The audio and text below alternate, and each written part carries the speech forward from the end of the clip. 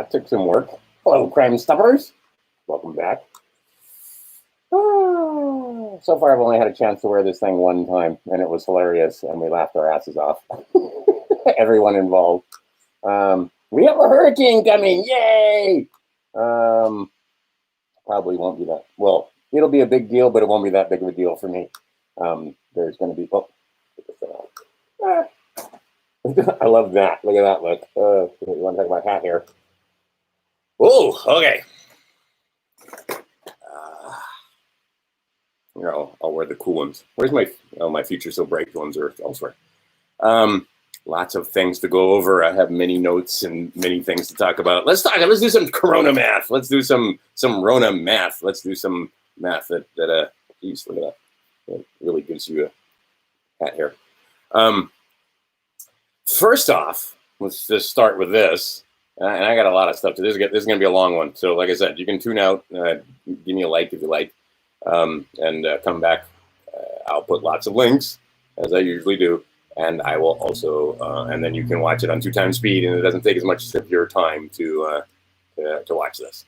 So, but you know I'm live, and you can come back when you're ready. Let's see here. So first things first. Let's take a pen.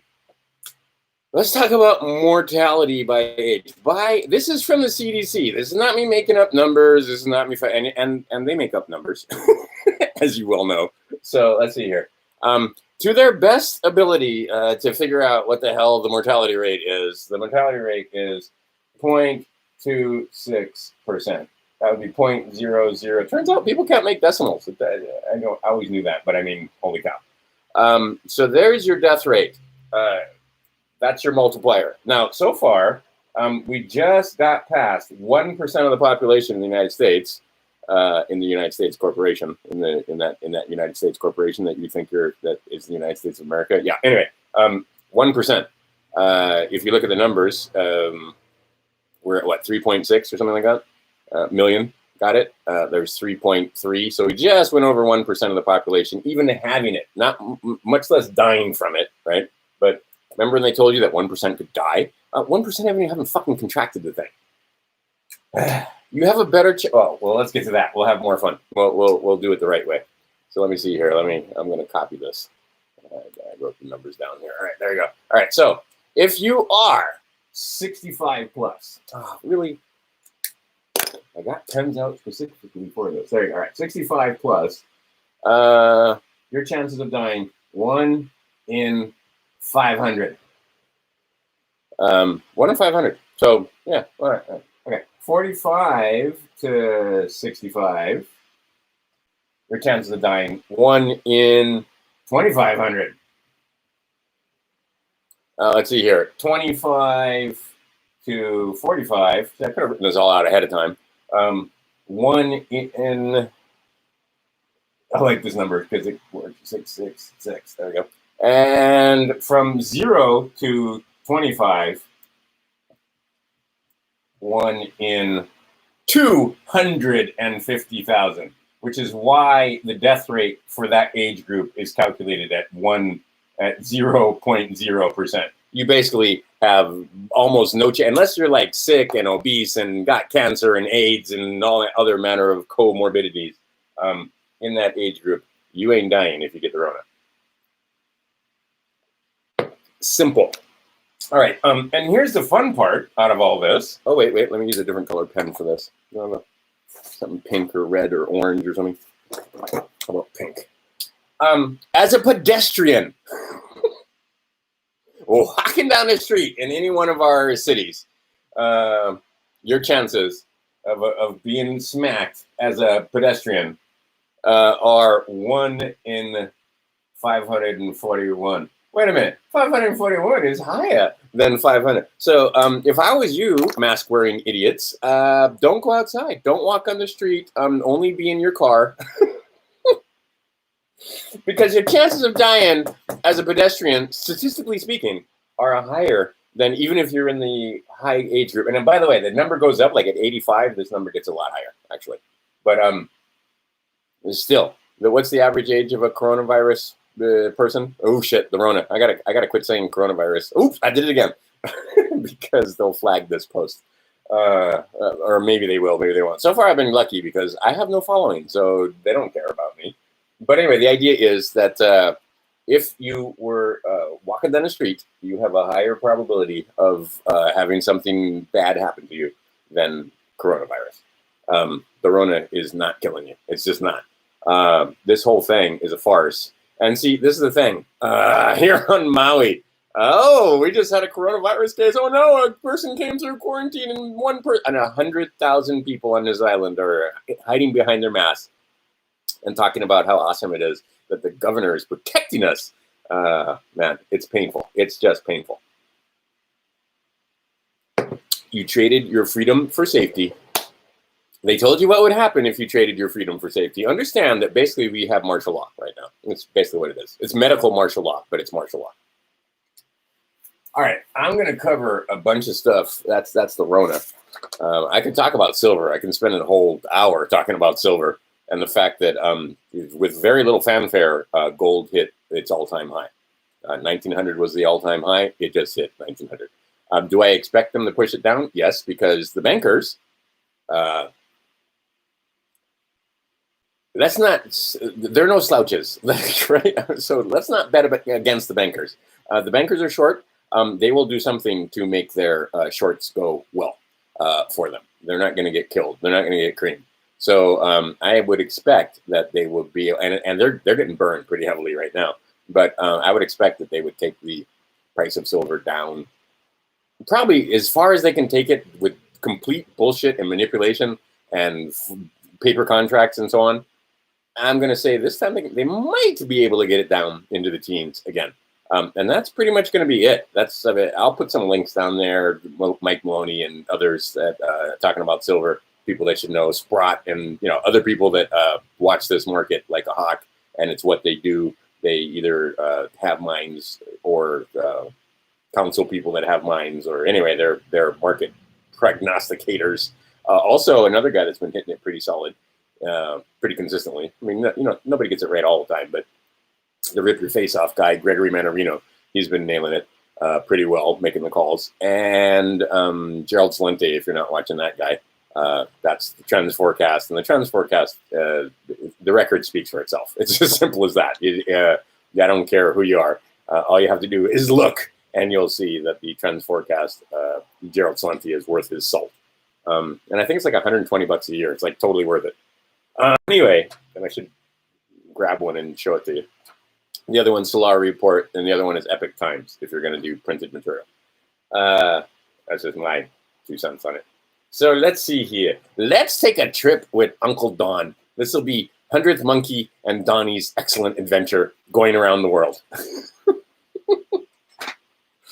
And I'll put the link to the video. I don't agree with everything the guy says, but I'll put the link, and I can confirm a lot of this because I was watching at the time. You'll see here I wrote in big letters. Trump and Melania had fucking tea in the Forbidden City. Go look and see who else has been into the Forbidden City. The Forbidden City. Who else? Who else has been in there? What other foreign dignitary has ever... It's the fucking Forbidden City. It's called the Forbidden City. That should have been a clue. The fact that Xi went and casually dined with Trump at Mar-a-Lago, came all the way from China, went to Mar-a-Lago in Florida, and they had some conversations. Should be a clue, but apparently it's not. But let's start off with the little trip that Donnie took around the world. Donald Trump went for a little trip around the world. Now, here's the other thing we have to talk about. Sorry, my throat is parched. We have a hurricane coming, so I have to put some stuff up. But anyway, it's going to be a minor hurricane. Well, probably Cat 2. And where I am is generally sheltered because I'm on the side of a 10,000-foot mountain, so I don't have a hard time. But the people down on the coast may have some difficulty with this one because it's going to come awfully close to Maui and may actually direct strike Oahu. And the hurricane season is early this year. It's only July. Let's see here. But let's start off with Saudi Arabia. Actually, you know what? I'm not going to write stuff down. We'll just talk about it. Saudi Arabia. So first things first, he goes to Saudi Arabia. There's that guy, Alaouid. Child trafficker. That's Wonderland. That's the place where the pedos do their pedo wild thing and do children in adrenochrome and all manner of crazy stuff that a lot of Saudis didn't care for. I happen to know, and I'm not going to get too much into it, how I know these people. But used to be the Minister of the Interior. One of the sheiks was I won't say associate isn't even the right word. I knew him and he knew me. Let's put it that way. But we weren't friends. We weren't pals. We didn't hang out or anything. Actually, I pretty much knew his son, and the only reason why I knew his son is because a friend of mine was roommates with that guy in college. And anyway, but it was interesting getting the perspective. And then this other guy took over, and all of those guys. The politics over there is interesting, to say the least. But anyway, a lot of them were not pleased with the pedophiles. Let's just put it that way. Not even slightly pleased. Even though in that culture, there's a lot of pedophilia and 10-year-old boys and all kind of stuff that's part and parcel of that culture. But the rape, torture, and murder of children is not part and parcel of any culture. So there were a lot of them, including, I wrote his name down because I can never remember it, Ben Salman. Was like, yeah, I'll push these guys out, and then I don't know if you paid attention, but there was a lot of, like, they just fucking shot each other up, and Ben Salman took over. Right, they did it the hard way. There were like pitched battles because some of these guys didn't want to give up. And anyway, long story short, Trump walked in there, and they did the sword dance. And who held the sword? The king holds the sword. That's a big damn deal. If you know anything about Arab culture, and probably you don't, but if you did, you'd understand that sword dance. One guy holds the sword, and they dance, and the guy that holds the sword is king. Who was holding the sword? Oh, that's right, Trump.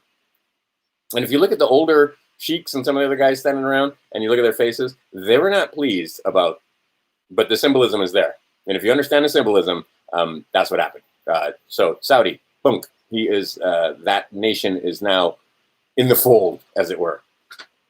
Let's see here. And this happened right in front of your eyes. I'm not telling you anything you don't already know. Maybe you didn't pay attention. But, oh, and then we had a little attempt to get rid of Ben Salman while he was in Vegas. They told you a completely different story, didn't they? And they shot up a little bit of the crowd just to cover for it. But that was a certain faction of the Saudis trying to kill the current head dude of Saudi Arabia, bin Salman. Probably Alawi that did that. I took a look at some of that and I went, ooh, those are commandos. Those aren't Las Vegas police. Those aren't, I mean, oh man. Anyway, and there was a firefight. And fuck it, they pull that kind of shit all over the Middle East with no big deal. Just because it was Las Vegas, no big deal. They were trying to get rid of this guy. They were trying to out him. No, not out him. Off him. Get rid of him. And a few American pedestrians, fuck that. Who cares, right? Fucking little people, you peasants. They don't give a shit about you. I mean, fire a few rounds into the crowd to cause some chaos and confusion so that they can get away. That ain't no big deal. Aw, did somebody die? They don't care. They just don't fucking care about you, right? You are the little people. Us are the little people. We are, right? Like I said, they wipe their ass. And the way, if you ever wiped your ass and looked at a piece of toilet paper after you got done wiping your ass, that's how they regard you and me. And I know you don't want to hear that, but that's exactly what it is. Right? They care less about us. I don't have English words to describe how little they care about us on the world stage. All they want from us is our commercial energy. And there's billions of us. What's a couple of peasants here and there? I mean, that's their attitude. That's absolutely their attitude. And anybody that says different is lying to you. All right. So anyway, that's Saudi. Now, the Q guy, he says, and I should say 17, says, and why Q? Why not M? Why not L? Why not Z? Why not V? But no, it's Q. Why is that? Ever ask yourself why it's Q? You should ask yourself why it's Q. Think about that. Anyway, Israel. They're telling you that they saved it for last, or they're going to save it for last. Actually, it was number 2 on the list. Now, what happened when Trump went into to the ISIS Ra L place? That's ISIS Ra and L, right? And see, I should do a whole thing about that when it comes to ISIS, Raw, and L. But anyway, we'll cover that some other day. But the bottom line is they moved the embassy. They've been trying. Trump will tell you they tried for years, for decades, to move the embassy. Nobody could move the embassy, but then all of a sudden they moved the embassy to Jerusalem, and that's how you know that. Oh, and by the way, how did they do all this stuff? How did they go in there and basically tell them that yeah, you're gonna play ball or this? This.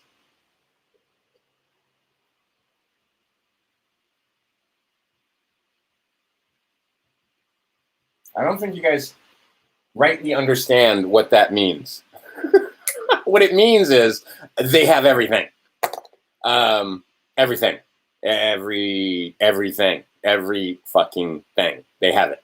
Okay, because what happened there for a little while is Yo Masters didn't seem to understand that the same technology they were using to spy on you and listen to everything you have to. And by the way, remember when I made that video and I talked about garden implements and garden supplies and gardening tools and stuff? Oh yeah, on my Facebook, on my Instagram, on my everywhere. Here on YouTube, when I watch a video, it's going to be some kind of gardening tool or a chainsaw or right?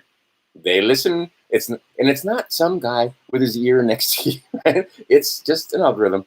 Right? They recognize the speech. They even recognize my voice now because I was at a friend's house. I don't have a cell phone. I've never carried a cell phone. I used to be all into it, and I had the most latest, greatest technology back in the day when you had your freaking phone on a bag and a shoulder strap, and the thing was monster. But then I started to realize what they were doing. So you can ask anybody. I'm not that difficult to get in touch with, but I don't carry a phone with me everywhere I go. I just don't. I don't carry a phone. I don't carry a tablet. I don't carry anything with me. I leave the house and people are like, aren't you afraid? I come from a generation where that fucking thing was leashed to the wall. Now it's around your neck. Except it's not really around your neck. It's in your hand and you carry it voluntarily. They don't make you carry your phone with you. You use it because it's so convenient.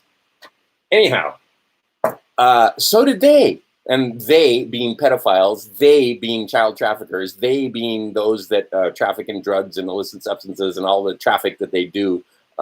Yeah, they also carried their fucking cell phones. They also had their computers and databases and email and all the stuff like that and communicated using these devices. And guess what? They have all of that. All of it. Not some of it. Not just enough to get all of it. Okay. So just understand that concept, that they have all of it. Okay. Did anybody want to come and argue the point? No, they have all of it. They built a huge storage centers to handle all that fucking data because a lot of it was video. MP3, high definition. Or excuse me, MP4, high definition. All right, so anyway, they have it all. So what Donnie was doing, traveling around the world when he made that lovely trip with his lovely wife and his entourage, they just walked around and basically dropped folders and video or DVDs and so forth on tables and just basically said, we got it all. What do you want to do? What are you gonna do about it? Right? Are you gonna play ball, or are we gonna feed you the wolves? Have you seen Portland and Seattle and so forth? And that's for bullshit. That's for complete fucking bullshit, right? Black Lives Matter, my ass. In Portland, it's all white folk. It's all silly looking white folk wearing yellow, and yeah, it's the same modus operandi that the Bolsheviks used and the Nazis used and the same stuff, right? And this time the moms are in on it, but I mean, they're just mind-washed dweebs, and I feel bad for them. But the bottom line is, these people, they're just, first off, they're ridiculous. And second off, and that's lovely guava kefir that I made myself, by the way. I just put it in the Liberal Tears cup. Liberal Tears are much more delicious, but the guava kefir also good. Anyhow, so basically, he just told them, look, we got everything, and you guys are going to be in trouble if we let these violent monsters that tear down statues and wreck shit in their own country downtown, destroying their own food distribution centers. Imagine if it wasn't for some bullshit Black Lives Matter nonsense, and it was for, oh, by the way, all these people that you thought were cool, yeah, they rape children. And like I said, we're naming names now. We're starting to name names. It's Oprah. You know it. It's Hillary Clinton. I just saw a tweet where it's like Hillary Clinton 26 times no Secret Service to Pedo Island. And that was not some loser like me. That was a fucking congressperson that said that. And I should have saved that, but I can't remember. I think it was Massey that said that. Anyway, it's coming out. It's all coming out. Ghislaine Maxwell. One of her cases, some of the documents are going to be unsealed.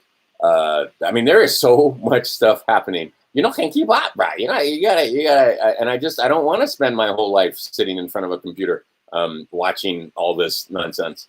But let's see here. In the last week, they've announced that Maxwell docs will be unsealed within this week. So I should have some fun stuff to say in about a week or two. A judge also orders the release of Epstein's flight logs. So we're going to get the actual flight logs, not just WikiLeaks. And the Pentagon managed to mention the fact that, oh yeah, by the way, there's UFOs. And we don't know where the fuck this crap comes from, right? There's vehicles that are not from this earth. Really? I don't know. I mean, I don't know. I certainly, like I said, there's many nights that I've laid on my back looking up at the stars, and there's no way we're alone. But at the same time, could be us. Could just be us. I've tutored the children of people that work at Skunk Works, and they have interesting things to say.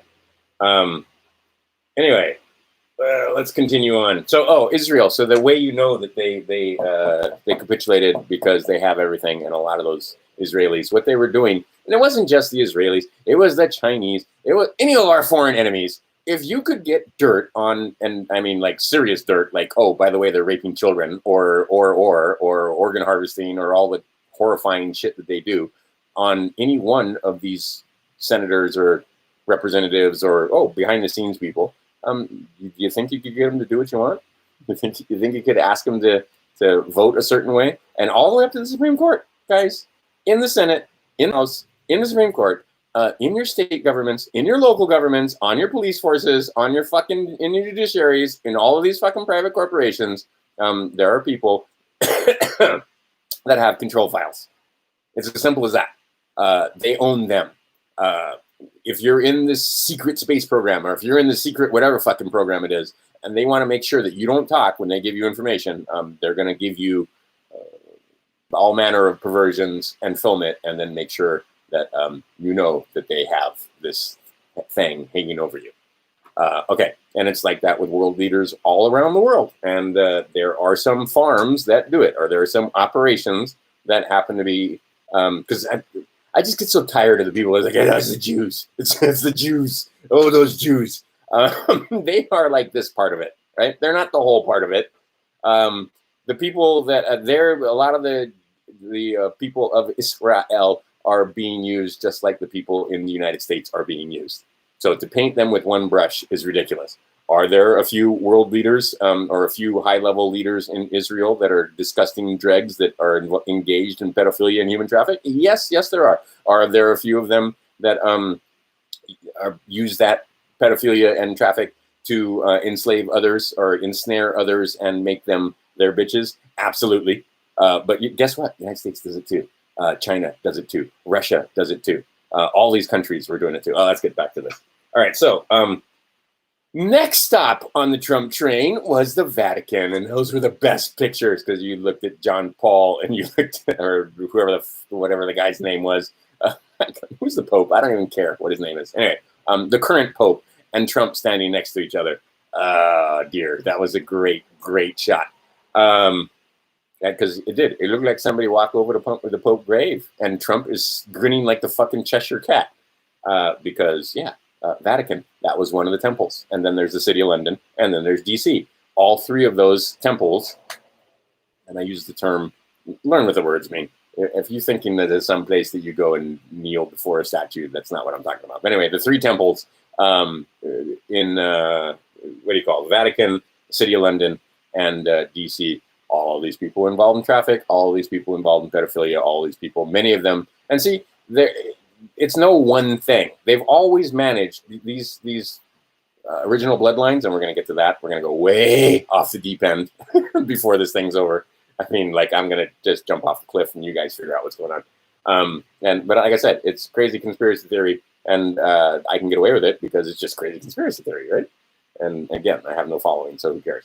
But the idea is that this group of individuals, these three cities, absolutely involved in traffic, absolutely, and then also the traffic itself protects the traffic because those involved in the traffic can be blackmailed. Because this is the most disgusting, vile, horrifying shit that you can.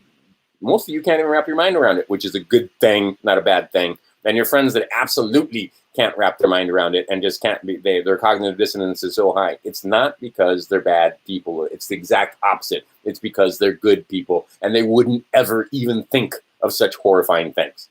Like the thoughts don't even cross their minds. Right? I have friends that are fairly woke, but at the same time, they would never do some of this shit. They would never, it wouldn't even cross, like I said, they can't even think of it because they would never do this.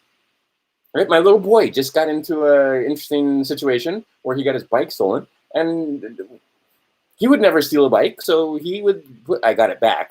Long story, really long story. We're not even going to cover it, but I mean, the concept, the lesson that was learned is that just because he didn't steal a bike doesn't mean that somebody else wouldn't steal a bike, right? But he couldn't conceive of the fact it's not their bike. Why would they take the bike? And I'm like, are you really that innocent? Really? I mean, and yes, it's sweet and sad at the same time because both my sons have now lost their innocence when it comes to thieves because they've figured out that, I've raised them that don't step over your foot, don't cause anybody any loss, right? That's one of the basics of the square. Stand on your fucking square. No loss, no harm, don't disturb the peace, no mischief in your contracts. This is not hard.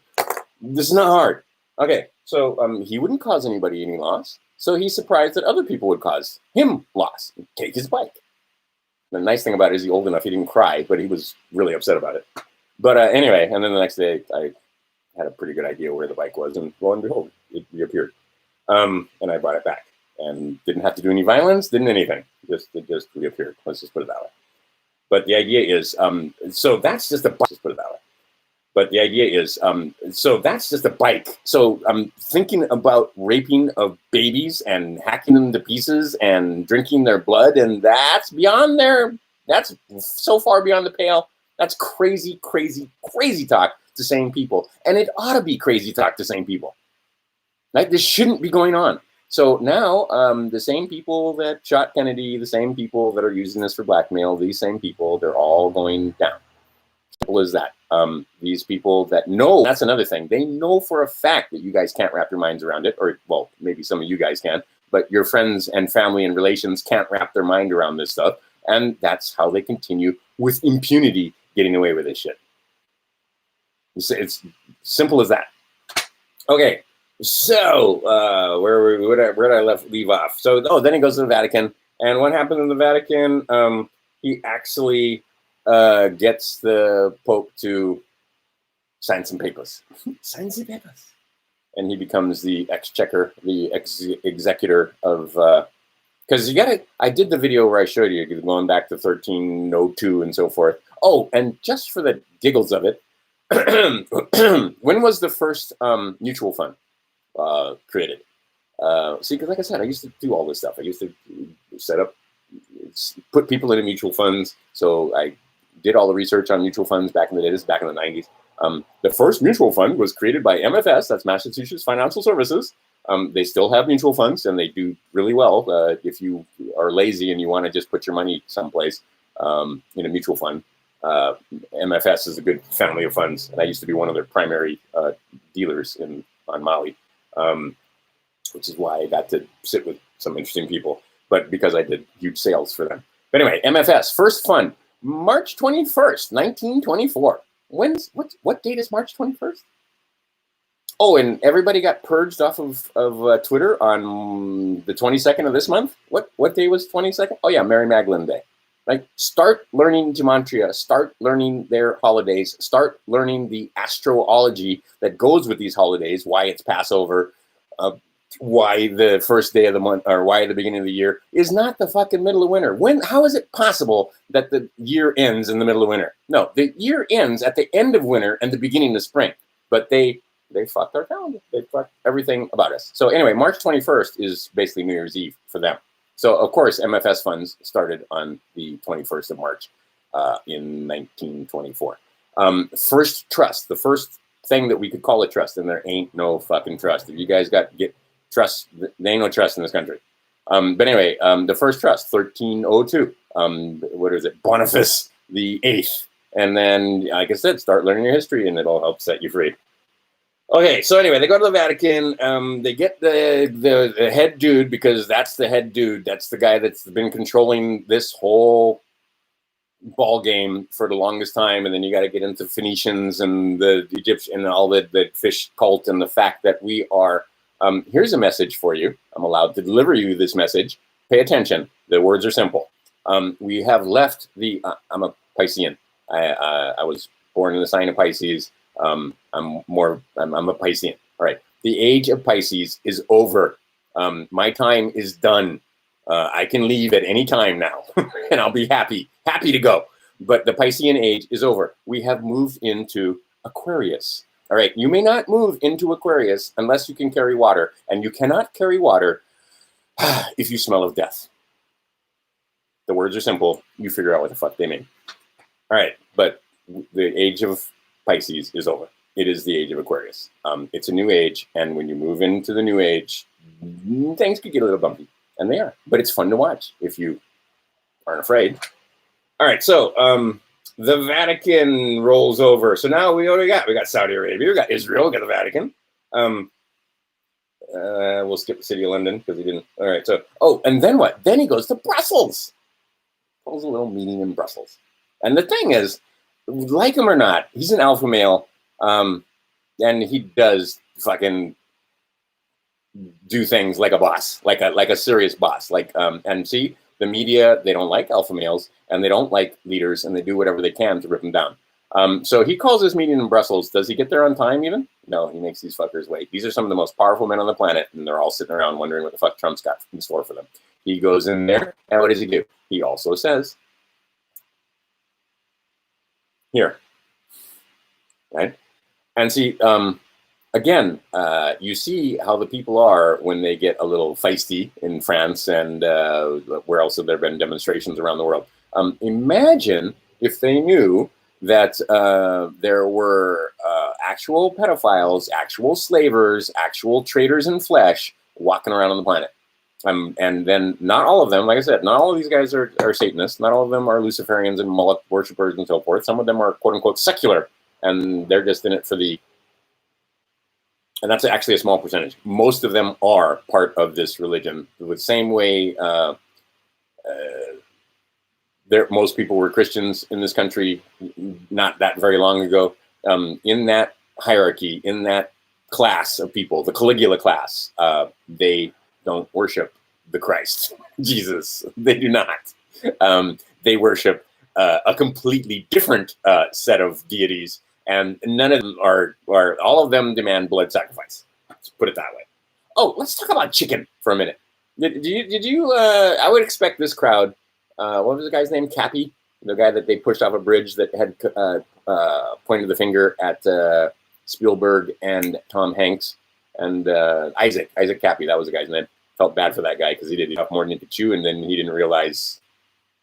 But I mean, these are people that rape children and harvest organs. Really, do you think they wouldn't off me if they got a chance? If they could kill me with no repercussions instantaneously, you too, your children too, movie stars, heads of state, police officers, they don't give a fuck. They just don't give a fuck. You don't. I mean, see, you don't understand because you do give a fuck, right?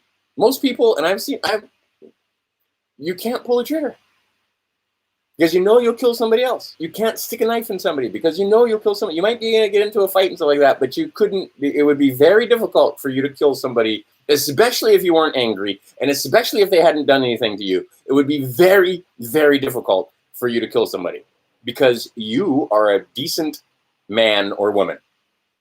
And that kind of thought doesn't go through your mind. These others, on the other hand, will stab you in the fucking face just as soon as look at you. Right? You don't understand. They have no regard for life because also in their crazy religion, and if you meditate enough and you lose your fear, you'll realize, yeah, the other side is better. The other side's better. It's better. It's better than this.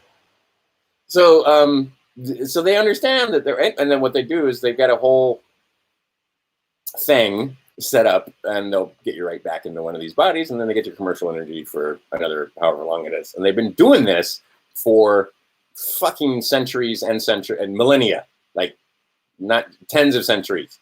And only just now it's finally the awakening starting to happen to the point where you people start to realize the story that they told you from top to bottom is bullshit. Bullshit from top to bottom, right? Most of you are going to really have to sit back and re-examine every fucking thing you believe. Because who told you it? Was it satanic pedophiles that told you this? Was it satanic pedophiles that told you that a mask would be the way to go? Or were these people with your highest interest and best in mind? Or are they just trying to, I mean, for fuck's sake, people. All right, so anyway, we go to Brussels. In Brussels, same thing. So what do we get out of Brussels? We get the fact that they back off on Brexit. They back off on all manner of these fucking crazy trade deals that we had. What else am I gonna? Oh, he gets NATO and other nations to start paying their own way when it comes to their security and so forth. And what does he say? Oh, well, we never asked. Nobody ever asked them. Okay. Anyway, but that's how you know that that most of Brussels capitulated. And a lot of those world leaders, a lot of those high-level dudes, they are fucking atrocious, beyond atrocious. And again, they think of us as quote-unquote little people, little monsters that'll eat anything, literally. I mean, we will. I've eaten rattlesnakes. I've eaten. When I go to foreign countries, I always, what's the weirdest thing you got on the menu? And that's what I'm going to, I just try it. And then sometimes it turns out to be delicious. Anyway, but we'll eat anything. The Chinese, I love the Chinese. If it flies, if it walks on land or swims in the sea or even crawls in the earth, we'll eat it. There's a Chinese saying like that. And yeah, and they'll make it taste good. And you can have some tea along with it too. In the freaking, anyway, all right. So let's see here. So there's Brussels. And then what? Then, okay, so there's the Asian Middle Eastern tour comes to an end. And then where does he go? He heads off to Asia. Where does the child, here in this state, I can tell you for a fact, where do the children come from? Asia. The mills are in Asia. They get these children out of Vietnam, Cambodia, Laos, Indonesia, all those different places. There's a lot of children. And see, over there, they don't have the system that we have. So a lot of them don't have birth certificates. They have no documentation, they have no paperwork whatsoever. So if they disappear and die, no way to trace it. No way to, I mean, they're great when it comes to, I mean, they're perfect for these sick individuals because they're able to do what the hell they want to these children. And nobody cares. No documentation, no way to, no paper chase, none of that. All right, so then he goes to Korea, and then he goes to North Korea. Now, I've talked about this a little bit before, and I've figured, some of you guys have figured out the concept that North Korea was what's the word I want? A puppet state of the CIA and a few of the other deep state players because they needed a boogeyman. They needed a bunch of bad guys because what good is our army and military and all those weapons and stuff if we haven't got anybody to fight with? So Iran, North Korea, well, China is a real deal. But, you know, they got to have bad guys. If there's no bad guys, well, what fun is that? We'd have nothing to use our military on. And so anyway, Trump went in there, made peace. If that was the only fucking thing he did in his whole term is end, quote unquote, end the Korean War. My uncle fought in that war, right? I mean, he was, I have many members and people that I know that are old enough that they remember fighting in that war. That happened before I was even born. But I know a lot of people that fought in that war. Well, used to know. Most of them are dead now. But the idea is that, he ended the Korean War, walked into Korea, and basically, you know, the big photo ops and everything. Anyway, okay, so, and did Kim Jong-un look, I mean, after they did their whole thing, trading insults and all that stuff, but when it was all over, if you looked at the man's face, did he look happy and relieved? I think he did. All right. So, and then just recently, to help you understand how fake and bullshit our media is, they just let the media run with the story that somehow he got the Rona or he died or something happened to him and his sister was going to take over. And I mean, they were running all these articles and they were totally running with it. And it was all complete bullshit. And then he went and smiled and said, "Hi, I ain't dead." Anyhow, all right.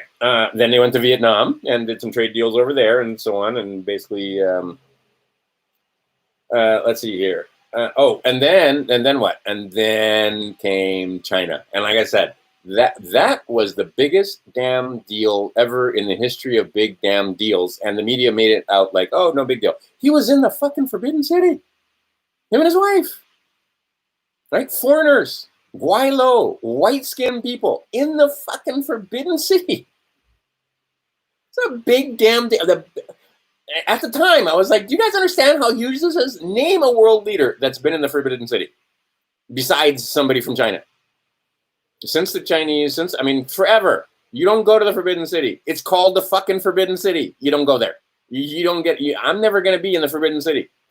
Right? And I'm certainly not having tea with the anyway, all right. So, see, like I said, I wrote it in big letters because it's a big damn deal.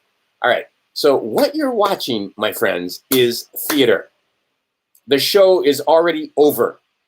They have everything. They have let everybody know that they have everything. Now they have to put on some theater for us peasants so that we understand what's happening. That's all it is. There's a big transition coming. Now, the boys in the band that I was with, we all wanted rip the Band-Aid off kind of disclosure. What was supposed to happen was we get disclosure rapidly, and you find out that, oh yeah, we have cures for all manner of diseases. We pretty much know how this thing works. Energy is the way to go, not pharmaceuticals, not pills and adjuncts and vaccines and so forth. There are better ways of going about healing than that. That's a very primitive way of going about it. If you need what's the word, intervention, heroic intervention, because otherwise it's supplements, it's food, it's what you eat. But the bottom line is basically, yeah, it's theater. They're putting on a show for us. They're putting on a show for your peasant friends that are wearing their masks, and it makes me sad because the last time I've worn a mask once, I went to Costco. I would not go into the health food. It's a health food store, and these people have big signs. You can't come in here without a mask on, right? Okay, you would think that they would be smarter than that, but anyway, a lot of those people really did. They have fear in their eyes. They have fear behind that mask because they're afraid. I live in a state where I don't think we've gotten to 1,000, and I don't think we're on this island. We got over 6 dead, and like I said, 4 of those were bullshit. 2 of them for sure. On a whole island of 140,000 people, 144,000 people living here, there's nothing to be afraid of. And I did the numbers for you. You have a better chance of getting hit by a fucking car when you're walking down the street. And then let's not forget Davos. Go back. I should put some links below. You do it yourself, though. But I mean, go back and listen to what Trump said out loud at Davos, and then go take a look at what happened after Davos. It's yeah, see, what are you thinking? We are definitely part of a movie. We've got a reality TV show president. He's part, but you get to play along. You want to play along? Go put some black on and go fool around in Portland or Seattle or whatever. You can play along if you want to. This is like when remember, I don't know how old you are, but when we were little kids, children, sorry, the idea, get kid out of your language. Kid is training for you. A kid is a baby goat or a thing that is suitable for sacrifice. That's a kid. You have children. I teach children. They're not kids. Anyway, but when we were little children, but see, it's been ingrained in me. I can't even say United States Corporation without putting the in there, but it's just United States Corporation. They trained us. They gave us this language. Anyhow, the point being is that these guys, basically, when we were little, I remember you could buy this little kit that you could put on the TV and you could watch and play along, and you could draw on the TV screen because you would put this thing that would go over, and you could put your crayons and you could draw and so forth, and you could participate in the cartoon or I don't know if you're old enough to remember that, but there used to be Checkers and Pogo here in Hawaii was one of the ones that did that. But anyway, the idea is that you can absolutely go and play along if you want to, or you can sit back and observe from a distance. I would, Thomas, 42. Again, who wrote that book? The book that I tell you that the way you want out, that's the book. But what they've done with that book, and I don't have it handy, it's around here someplace. Nope. Oops, nope. Oh, I got this book. It's a completely different book. I recommend this book highly. That basically tells you that you're part of an illusion, and samsara is something that you probably want to get past. But the other book, the Helios Biblios, was written by these guys that and rewritten and rearranged, and those that spoke Latin and had an empire that we call the Roman Empire decided that maybe not all those books needed to be in there, and maybe they would put a few of their own in there. And I think I put the link before about trying to do the history of just exactly who wrote that book and the history of that Bible and what it looked like and what books were taken out and what books were decided to be canon and why it's Matthew, Mark, Luke, and John, because Amir and Muhammad and and so forth were busy. So it was Matthew, Mark, Luke, and John, and they turned it into a literal story. The Jews will tell you that there are 4 ways: earth, wind, air, and fire. There are always at least 4 ways to cipher any document. There's the quote-unquote literal translation. There's the spiritual translation. There's 4 different ways minimum that a thing can be written, if you are educated and learned and you understand that the words can be interpreted in various ways. That Bible is like 10 ciphers, at least 7. I got several of them. There's a medical cipher. There's the law cipher. The law cipher is the one you're most interested in. There's the astrology cipher, which is why the 22nd just happened and that purge happened and so forth. Understand the different solstices and equinoxes, and it's all right, and it's all put in code in that book called the Bible. And there's 2 parts to that Bible, right? There's the Old Testament and the New Testament, and all of the law from the DC agrees with that Bible. None of it is in contravention to the Bible. So if you learn what the words mean and some of that, that'll help again set you free. That's the whole point of this. Is that if you want out, and you get to take the knowledge with you, is the beautiful thing. If you want out of this thing, you can. You're allowed because you have free will. But there's a way to go about it. Like, and the way to go about it is not saying that you don't consent on the side of the road in the middle of the night with a guy with a gun that is hitting you for a broken tail light or speeding or whatever the fuck it is. That's exactly not how to go about it. But if you want to educate yourself, and be able to educate others. Well, educate yourself well enough so you can educate others. I'm not there yet, by any stretch of the imagination. But if you do, then you can start filling out your paperwork, getting the right documents, so that you can move around on this planet the way you want. Frederick Douglass, that was a great quote, right? I didn't realize I was a slave until I realized I couldn't do the things that I wanted to do. You can't just do the stuff you want. No, I can't just, like, right now, I want to go to Fiji and see my girlfriend. Can't do it. Can't do it. She wants to come here. Can't do it. Slave. And the slaves want to pretend like they're not slaves. Anyhow, let's go. There's so much to talk about. So exciting. Things are going well, my friends. Things are going really well. You should be of good cheer. Things are good. But what am I going to do? I'm going to do this. All right. And I'll put the thing below. This is science. This is not, and I ran across this and I was so ignorant at the time, I didn't even get the import of it. So if you will bother to study RNA and DNA, particularly DNA, and understand the helios, the double strand. This thing is an amazing thing. And at the end of these things, that's actually how I got into it, was studying telomeres. Because I don't know, I stumbled across something. You know me, I'm always fooling around on the internet.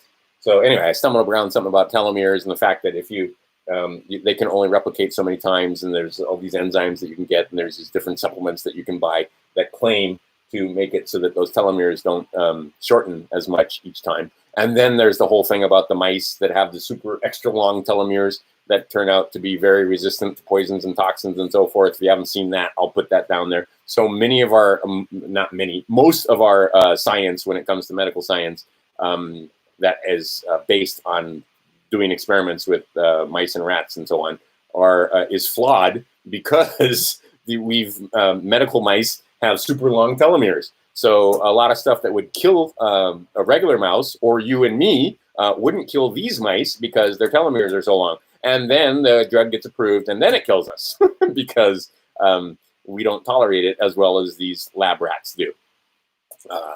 I'll see if I can find that discussion.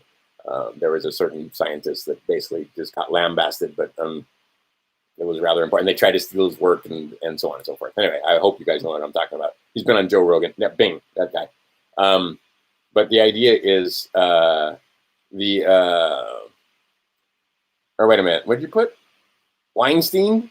That's a whole other animal.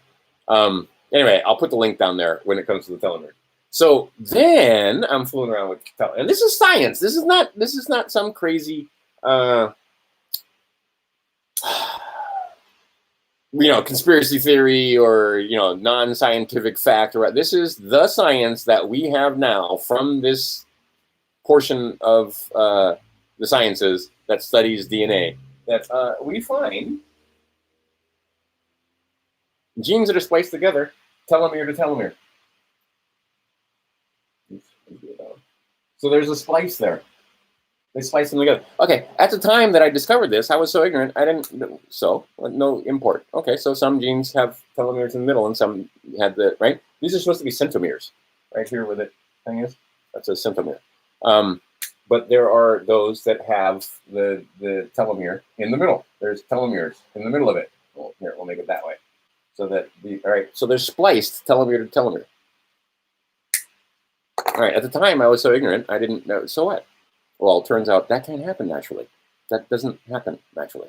The idea that you have inside your body DNA that has been stuck together to make us tells you that you are a created being. That this thing is created. This wasn't natural occurrence. This wasn't, there's no way for it to evolve. This is not, it can't evolve that way. And like I said, I'll put the links below. So the idea is you're created. Who were you created by? Don't know. But those people were created by, all right, so this is not saying that there is no God by any stretch of the imagination. There you go, bam. But the idea is that it is, I believe it is David Sinclair. Oh,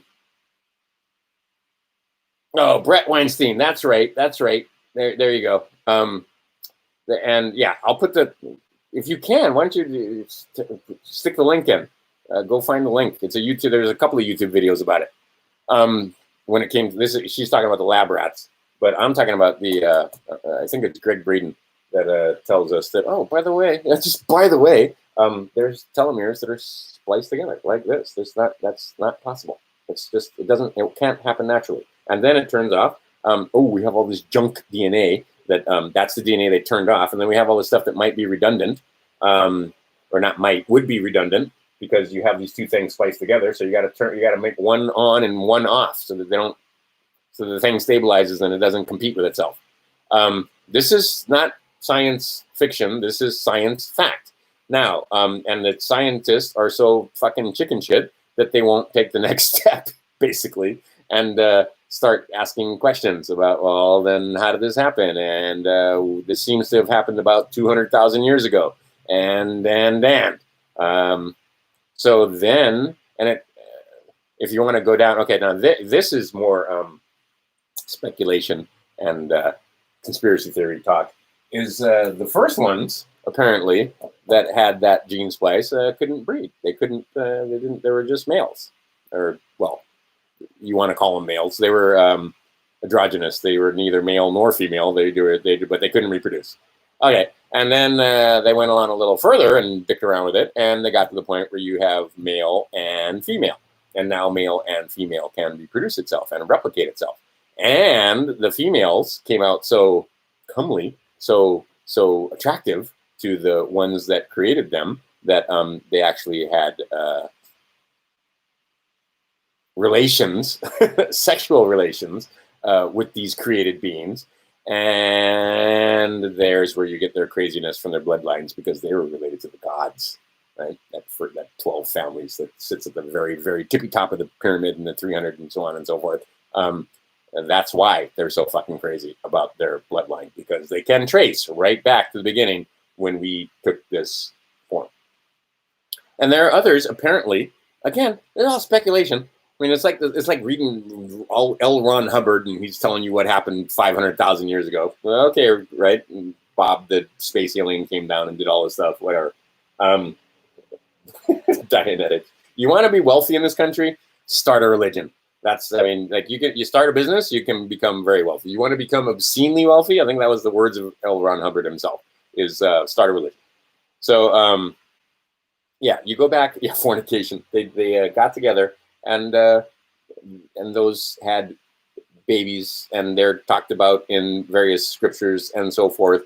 And anyway, I don't even begin to claim to understand or have the knowledge or know what's true, what happened. That was a really long time ago, and trying to piece it together is very difficult. Simple as that. But there are many others. And now here's the other thing. In the universe, or in this place that we look, oh, God, that was terrible. There you go. That shape right there, which is what the shape that we basically have, and there's our little gangly fingers, and there's our toes. That's the basic shape, that starfish shape that we have, and many. Apparently, this is a very, very common throughout the universe, in other places, way of organizing this stuff. So a lot of creatures look like this: head, arms, legs, on the that are well evolved. Not all of them. Certainly, I would assume that there's an infinite number of patterns, but this pattern works really well, apparently. So the idea is that creatures that kind of have that similar thing may have been responsible for creating this thing. But the bottom line is, I stumbled across the fact that that there were telomeres in the middle of some of the DNA strands, and I was so ignorant that it didn't even make me. It was like, oh, okay, and I kept going, right? And then I don't remember what it was, but one day I went, wait a minute, right? Then that means, what does it all mean? Okay. So, and then the next question is who and why and what?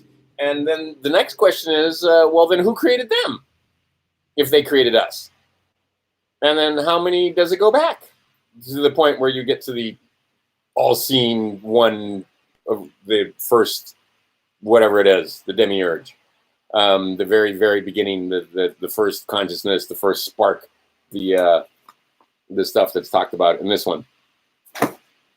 I don't know. I honestly, I just, it's fun to ponder. But the idea is that the fact that we is created cannot be disputed. Those that want to will die on the cross of evolution. Is there evolution on this planet? Absolutely, there's evolution on this planet. I can show you on the Big Island. There's flies that have that in my lifetime have changed from in form. Because the form that they had before is not as effective for what's going on over there in the lava flows and so forth as the form that they have now. They have changed in my lifetime. You can see this, right? That's called evolution. Don't look like they used to. You can see it with plants. You can see it with animals. But that's not the whole story for everybody all the time. It's as simple as that. That's part of the story. That's not the whole story. Us guys didn't get telomeres that are fused together via evolution. That just didn't happen. It doesn't happen. It's never happened anywhere else. There is no other creature on the planet that has this. And Christ Jesus told you that you're in the world, but not of it. But the idea is, well, then the nature of creation, how does this all work? Like I said, and I'm not here to tell you answers. I ain't got no answers. That's way above my pay grade. I have no freaking clue how all this went together. But it's very interesting to ponder the fact. And now here's the thing: the more people that know a thing, the more people that know a thing, and then together, as we are the consciousness, not the physical person, but the consciousness and the thoughts evolve. Maybe some people will figure out what the fuck is going on. Because I got no idea what's going on. But the idea is now we come back to the concept that let's bring it all back to current events. I think personally that, and that doesn't mean I'm right. This means that this is where I'm sitting at the moment. Looks like that alien invasion would be the next pony out, right? They would come up with, and it doesn't mean it's a real alien invasion. It just means that they tell us it's an alien invasion. Same way, it's not a real virus. They just tell us it's a virus that could kill everybody, and the numbers just don't match up, and all their stories don't match up. And people are too fucking stupid because of their inability to do mathematics to understand that when I say hoax, that doesn't mean nobody died. That means that, yeah, only 130,000, and of that, 42% in 3 states, in Massachusetts, New York, and New Jersey, and most of that because certain 5 different Democrat governors, Cuomo being one of them, and I don't have all their names, but anyway, and I always blame that guy, but I mean, he's only one of 5 that put COVID patients into, and see, that's one of the ways you can wake your friends up. Did you know that putting COVID patients into a nursing home might be a bad idea and dangerous for the other people in the nursing home? Well, then how the fuck did these governors who are supposed to have so much more information and stand on high and have authority over you, how did they not know that that would be a problem?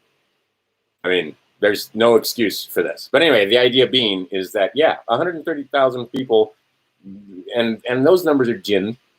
Has no one died of the Rona? That's ridiculous. But the fact that in a country of 330 million people, it's 130,000. Go back to H1N1. H1N1. Like I said, I did a lot of traveling during H1N1 because the deals were freaking fantastic, and I'm not worried about my immune system. I wasn't worried about dying from H1N1. 60.8 million people in, what was that? That was 2009, I believe it was. Check me.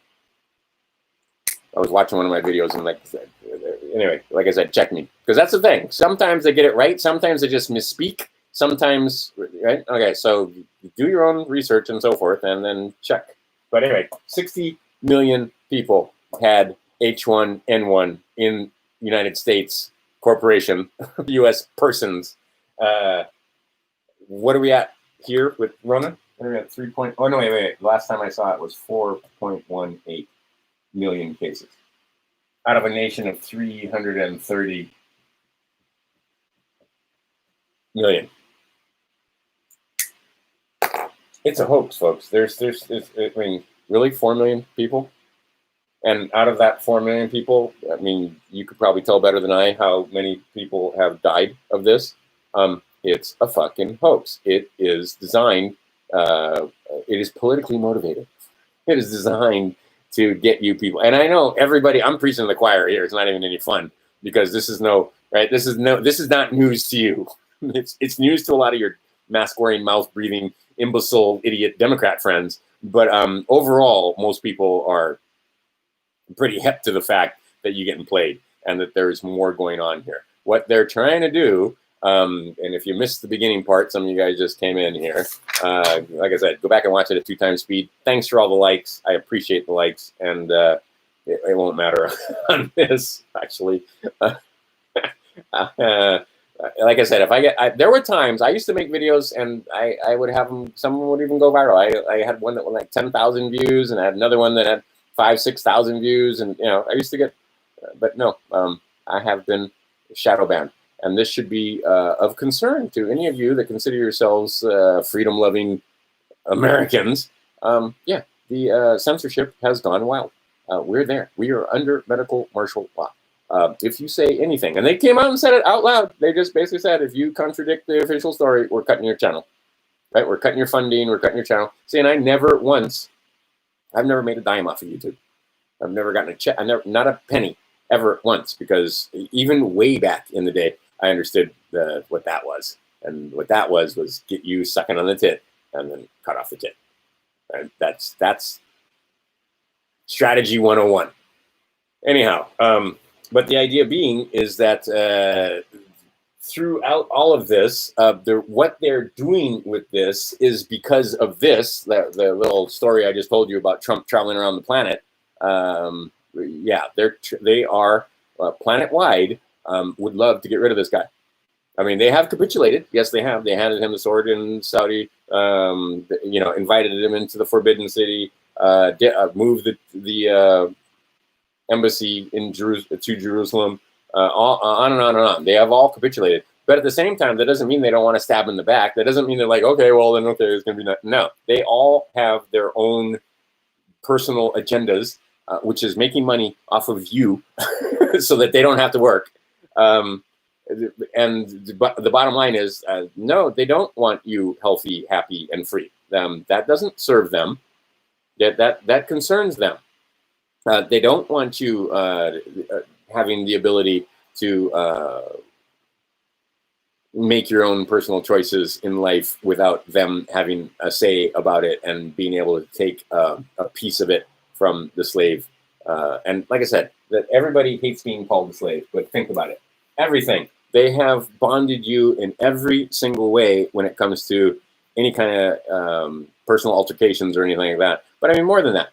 Let's say, food, right? They make a profit off of feeding the slaves. Sex. They make a profit off of selling you. Well, first they got to sell you the idea that you're supposed to look a certain way and do your hair a certain way and shave a certain way and do all this other stuff. And then they make a profit off of selling you all those products. They sell the women makeup. They sell the men shaving products. And other personal care products. Clothes, definitely. If you're wearing certain clothes, that's going to be more attractive to the opposite sex than others, or maybe the same sex, depending on whatever fucking floats your boat. But whatever, they want to make money off of that. And they want to profit off of that. So they want you to dress a certain way. They want you to look a certain way. They make, see, this is the thing. I saw this recently also. Freaking hilarious. To protect their customers, Mahdi, the Mickey D guys are making you wear a mask. Because they're right. One of my favorite memes is the clown memes where Ronald McDonald basically just says, "I killed more than all you motherfuckers combined, by far." Right? Than the other various red balloon clown, the guy in the gutter and stuff. Anyway, from those movies, Ronald McDonald, they couldn't hold a candle to the amount of devastation and death that food has caused to your fellow man. And I used to eat it way back in the day. I used to eat it. I remember eating it. But then, slowly but surely, it changed from burgers and fries that were just burgers and fries to Frankenfood. That's what it is now. Because profit, bottom line. So anyway, the idea being is that they're making you wear a mask to go eat junk food because they want to protect your health. Come on, guys, it's funny. Like I said, the one thing that separates my this mug from others that are my age or a little bit older, and why I'm not gray. Like I said, none of this is none. I don't use hair care products to make myself look younger or any of that stuff. I don't fucking put dye in my hair. I come from a generation where the men didn't do that. Men didn't put dye in their hair. It's as simple as that. And I'm still old school like that. The reason why I don't have the gray, and I've grown this out a couple of times to, and I made this one video. It's great. I had just this, the Hitler cut and this much. Anyway, that was funny. It's because I laugh. I'm telling you, laughter is the best medicine. You have to laugh at these situations. Even if it's gallows humor, you have to laugh. I mean, it is. It's funny. Going to the health food store and having all these hippies wearing masks while they're buying health food. That was also funny. Junk food wearing masks. Because in the state of Hawaii, they have a mandate where if you go to any store, we're still technically under quarantine. And if you go to any store, you have to be wearing a mask. If you go inside any building, you got to be wearing a mask. All right. So I just don't go inside any buildings. I just don't spend my money. I won't give. I went one time, like I said, I put my plague doctor mask and my hat on. I went to Costco, laughed my ass off, and I did. I made other people laugh. I was laughing. We were all laughing about the ridiculous situation that we're in. And like I said, the pharmacists in Costco, they were like, "Oh, we're saved. The plague doctor is here," right? They knew what the fuck that was, right? And we were just laughing. Now, I could have berated them, and part of me wanted to berate them because they're fucking pharmacists. They know this is bullshit, right? They know. I guarantee you, your doctors and they're just playing along because they're not afraid of a virus. They're afraid of authority. They're afraid if they speak out, they'll get squished. And they're right. They will get squished. So they just play along. Now, and that's playing along from a completely different, at a completely different level. That's playing along from a position of knowledge and just, I'm not going to say anything, and they don't care enough about you why should they jeopardize anything? Just like a lot of the people that I see in various government agencies that why would they speak out? One, they wouldn't be believed, and two, when it comes to the pedophilia and all the sickness that's out there, you don't even believe the fucking survivors. Now, see, they don't have to, most of the time, they don't worry about the survivors because what do the survivors do? They commit suicide. Right? You've seen it a million times in Hollywood, the starlets and the movie star that has killed themselves or committed suicide or drug overdosed or whatever. Why? Well, they have everything. They're rich, they're famous, they're good looking. They've been raped since they were children. And they can't stand themselves and they kill themselves. So let's get the theys correct, the persons that are involved in the traffic and in the control and in the, right? These guys, they don't have to kill them because they'll kill themselves, right? A lot of those guys, no, it's not, they didn't get suicided. They literally killed themselves because they can't stand themselves. They know this. So they don't worry about it. And then if they do talk, the various ones that have come forward, half the time they won't be believed. So why should these people, and we'll take it down to just the coronavirus thing, the Rona, why would they try and speak against the status quo, especially if they're a pharmacist or a doctor or some low-level fucking bureaucrat? Why would they buck the trend when they know they're just going to get run over and they know that you guys won't support them? Right? Why would they? And then a lot of them, like me, don't care enough. Like somebody was saying, "Are you the guy that's putting the signs up in front of the..." No, I don't care enough. I don't care enough. Right? You wouldn't listen anyway. So why would I put a sign up that tells you that your mask is ridiculous? Why would I go to that much effort? Right? I'll sit here in my house and make a video or two, but to actually get out of the house and try to educate people that way, they don't want to be educated. Right? Don't cast pearls before swine. Right? Never try to teach a pig to sing. It only fucking annoys the pig and wastes your time. Right? And you now know that your countrymen are mask-wearing cowardice pigs. That's all they are. For the most part. They are afraid and they will do what they're told. When they're told to get in the boxcar, they'll get in the fucking boxcar. Right? That's just how it is. You watch them do it in Germany, and all of you, I know you were the same way in schools. Like, how could they let this happen? How could they possibly let this happen? Why didn't they resist? Because they're fucking cowards, is why. Because they like being told what to do. They don't want to think for themselves. They don't want to do the research for themselves. All the shit that I just showed you today, they don't want to look at that. They want it spoon-fed to them from the media. And because the media is, the all impotent, oh God, Lemon talking to that fucking pedophile. I don't watch CNN, but once in a while you'll see the clips, and of course that clip made it around. And you poor pedophiles, fuck all y'all, right? You put your dick in a child, you get killed. Right? As far as I'm concerned, see, and that's why people don't seem to understand. The primary reason that so many people go to prison and get killed when they're pedophiles is because many of the people that are in prison, the reason why they're in prison is because they were abused as children also. And it fucks with your head. Apparently it causes, anyway. And so they wind up life of crime. They wind up taking drugs. They wind up, and of course, then when they take the drugs, they get busted for drugs. Anyway, long story short, One of the primary movers and shakers in our prison population is the fact that those prisoners were abused, right? Okay, so when a pedophile comes into the prison, an abuser, if they are in any position to kill that pedophile, 9 out of 10 times they do. All right, so a lot of these people, if they get put into prison for pedophilia, they ain't coming back out again. But I don't think you're going to have to worry too terribly much about this because, like I said, now we are at condition critical. We are at the point where Ghislaine Maxwell has been arrested. A lot of stuff is going to get declassed, and all you have to do is stick it in front of the face of your Democrat and Republican, but mostly Democrat friends that are mind washed, and just step back and get out of the way. That's all it's going to. I'm confident that it's going to blow over. And you won't have to do any killing. I won't have to do any killing. All we're going to have to do is stand back and watch. In fact, I think it's going to go the other way, where some of us will be, all right, that's enough. I mean, fuck. You ever?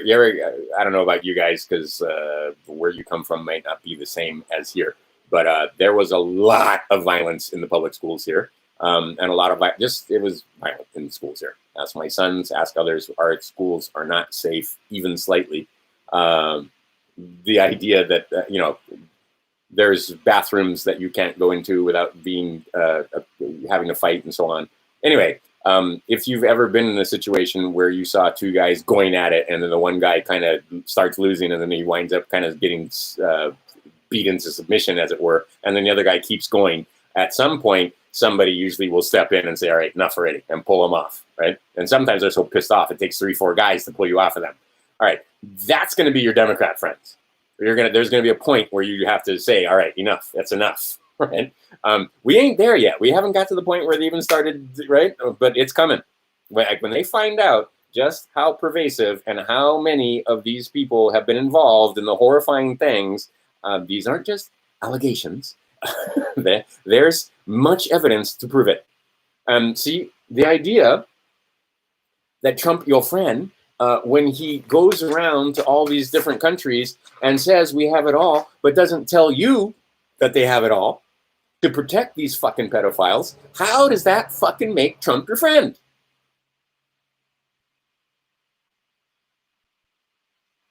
Need I say more?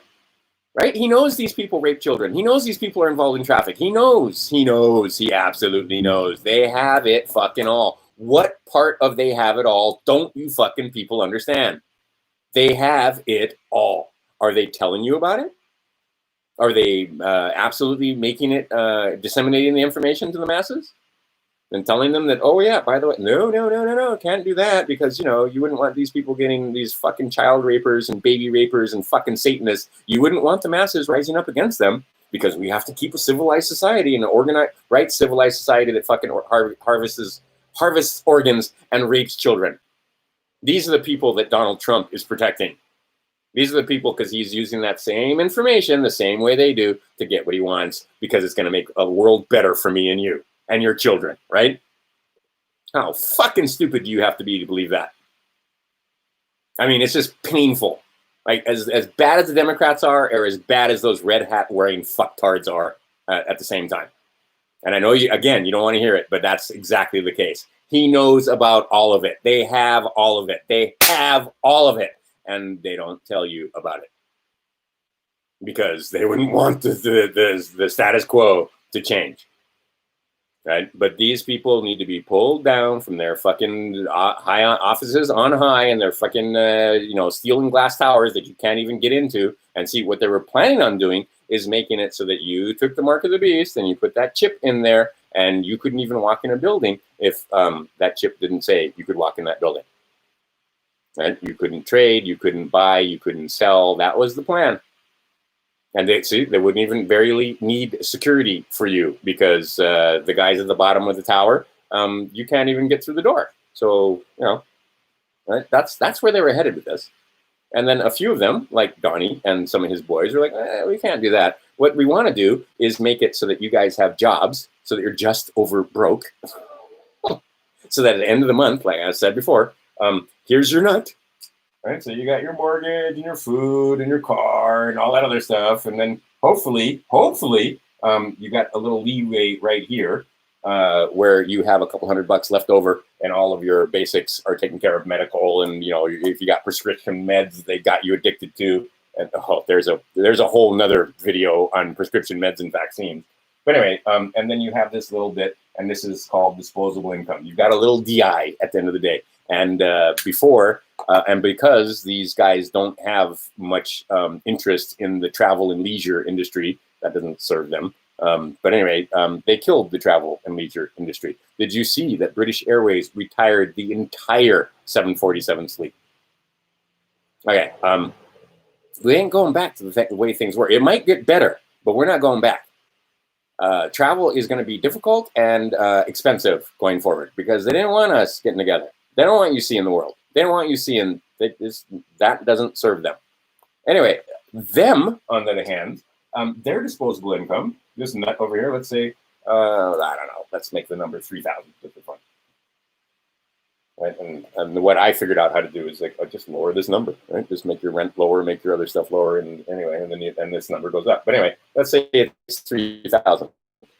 All right, so if all you earn is 3,000 a month, and you have, we'll say, I don't know, let's say $300 in disposable income, and then you spend $2,700 on food and clothing and like I said, all the other stuff, and paying your credit and paying your mortgage and all that kind of stuff. Well, that's what they want for you. That's what Donnie wants for you. He wants all you guys to get a JOB, and they always talk about just over broke. They want you guys having JOBs, because if you got a JOB, you don't have time to ponder this stuff. You don't have time, right? Okay, and then they want lots and lots of these JOBs, and they don't want you thinking that you're a man or a woman. They want you thinking you're a person. That's part of the U.S. corporation. That makes you a U.S. person. And they want you as upset and offended as possible at the Democrats, or if you're a Democrat, they want you as upset and as possible at the Republicans, so that you will sign up and vote and tell them that you need representation and that you are not a man or a woman on the land, that you are a person that has property, right? Real estate, that they all own. You don't own any of that. Right? We have totally, I've done videos on that already, and I've done videos on the Federal Reserve. Like I said, I'm just tired of it. And the fact that Don has taken the Federal Reserve and merged it into the U.S. corporation's treasury, now let's see what happens. Like I said, gold sitting at what? Last I looked, it had gone over 1,900. Clue. So anyway, the point being is that the boy ain't your friend. And what he's done is made sure that you get, that his friends all have like that much disposable income, or infinity disposable income, because they have billions and billions, or hundreds of millions, or maybe just millions, because they make a profit off of you. They make I mean, all the food companies, how much their CEOs make as opposed to how much they pay the people. See, because the way capitalism was supposed to work was that you get a piece of capital and invest in companies and make money back from those profits. And those profits were supposed to be sane profits, wherein the profits from moving whatever good or service it was from one place to another where the consumer could get to it, there was profit there. And then it should be shared among the employees. And using technology and general finance and economics, whatever they make, like if you have a production line, over time, the more you produce of it, the cheaper it is. So it costs less. So you can give better quality for the same price, but you see that it's exactly not with inflation. But here, do I have one? I do not have one. I mean, just something simple. We'll talk about food. Yes, I do have one.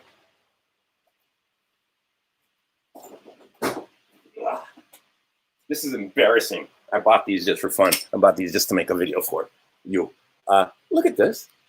I don't know if are you old enough to remember when these boxes were wide? And I mean, just this is fucking ridiculous. And then they don't even fill them. They're halfway filled. And look, I mean, yep, these fuckers right here. All right. And that's just raisins. Okay. It should be that they have more crops, bigger fields, more stuff, and the price should go down, down, down for the same amount of money. No. They fuck you instead.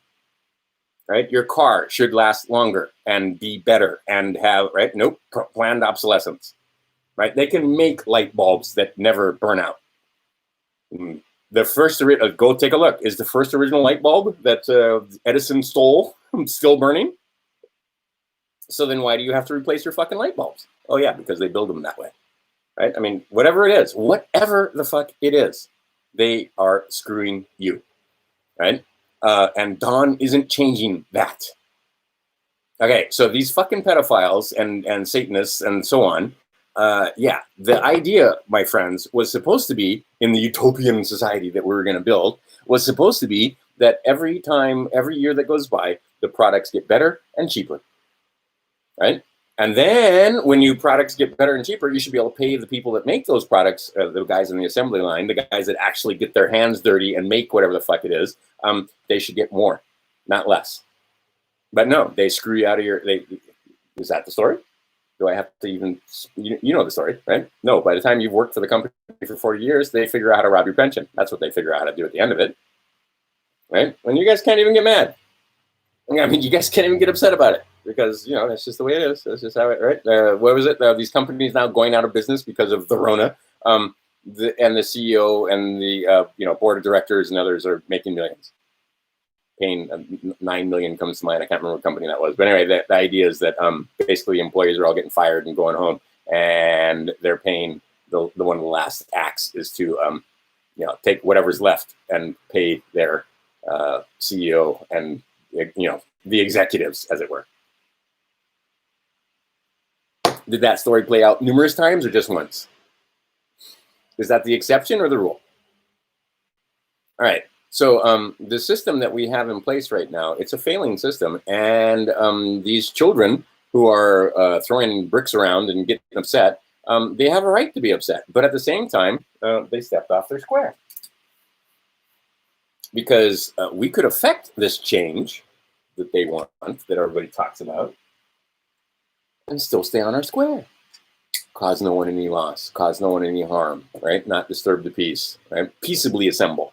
And just let them know. Non-violent protest. Make them write contracts that have no mischief in them. But no, that's not what's going on.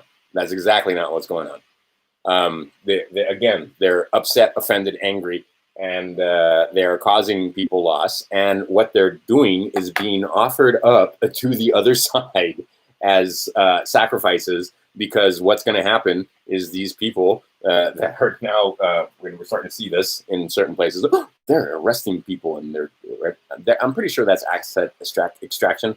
They're going in there and grabbing their moles and their informants and so forth out of the crowd, because they're not grabbing everybody. They're not mass rounding people up. They're just rounding up very specific people. And of course, the story they tell you is that, oh, these are leaders or these are whatever. There's a good chance that not all of them, but some of them are assets for the government or for whatever agency it is that are being pulled out. That's a possibility, just saying. Okay, but the idea being is that, the Occupy Wall Street and these other guys, these people are raping us for decades, right? They've been absolutely turning capitalism on its ear. The capitalist system, I have some apples, you want to buy some apples. How much would you like to buy my apples for? We can haggle a little bit, and then you give me, let's see. I don't want FRNs anymore. So you give me some silver, I'll give you some apples. Or I'll tell you what, right? But usually the money, the currency, is supposed to be the most valuable commodity that you can use anywhere around, right? That you can use it to, right? Okay, I got enough raisins. So I'll tell you what, in fact, I had too many raisins. So here's what I'm gonna do. I'm gonna trade some of my raisins for some of your guavas. All right, that works, that's barter, right? Let's go over it again. Gold is the money of kings. Silver is the money of gentlemen. Barter is the money of peasants. Debt is the money of slaves. You get paid with debt. I get paid with debt. Those pieces of paper, that's evidence of debt. There is no evidence of credit there. Those FRNs are evidence of debt. So anyway, to make things easy to facilitate trade, we had currency, coins, gold and silver generally. And then, of course, they figured out that, well, wait a minute, that's too much trouble. So we'll make paper. And then they always say this paper represents that coin. But and let's talk about that for a second. But anyway, this paper represents this coin. And here, I'll just put that So I remember, as I interrupt myself repeatedly, but the point being is that they're supposed to make it to facilitate trade, facilitate the exchange of goods and services using fair money. And they take gold, right? That's supposed to be fair weights and measures, right? But they took that. There's never been a time ever in our, obviously, this is no exception to the rule, where they took those pieces of paper and they made the one-to-one correspondence, one piece of paper for one coin. No, they couldn't do that. So now 2 pieces of paper for 1 coin, 3 pieces of paper for 1 coin. And then they made it the law that they could hypothecate 9 times for that 1 coin. And then they got rid of the coins. So now you just have pieces of paper. Now you can take those pieces of paper, and let's talk about that for just a second. 1933, you take 1 ounce of gold. 1 ounce of gold in 1933 was $35. So you put your ounce of gold and $35 in a time capsule and bury it in the ground. And then you dig it up today.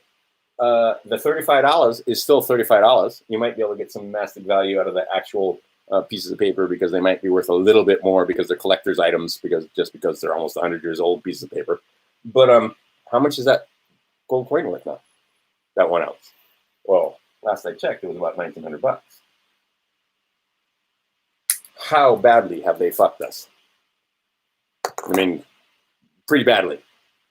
But the idea being is that representation, that dollar is supposed to represent a gold, right? Well, $20 bill was supposed to represent a gold coin that was worth $20. $1 was supposed to be worth 1 silver coin.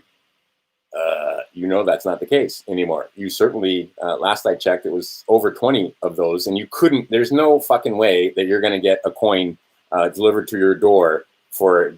Last I was looking at silver eagles just to see, and I didn't see any silver eagles under $30. 30, usually 34, 35, 36, 37 dollars for 1. I remember when I could get 10 delivered to my door for $50. Right now, 1 of them is 34, and it won't be long before 1 of them is 50, and 1 of them is 100, and 1 of them. Go look at the debt clock. Go look at debtclock.org and look over on the corner, and you'll see the dollar to gold ratio and the dollar to silver ratio. Last I was looking at that, it was like 3,000 something for silver and 31 or 32,000 for gold. That day's coming, where they actually, because they've been able to suppress the prices. But anyway, speaking of representation, who represents you? If you sign up for voter registration and decide to vote in the elections for United States Corporation, then what you're doing is telling them that you need representation. Speaking of representation, what if you went online and you found this little box of raisins for $10,000? Would that be odd?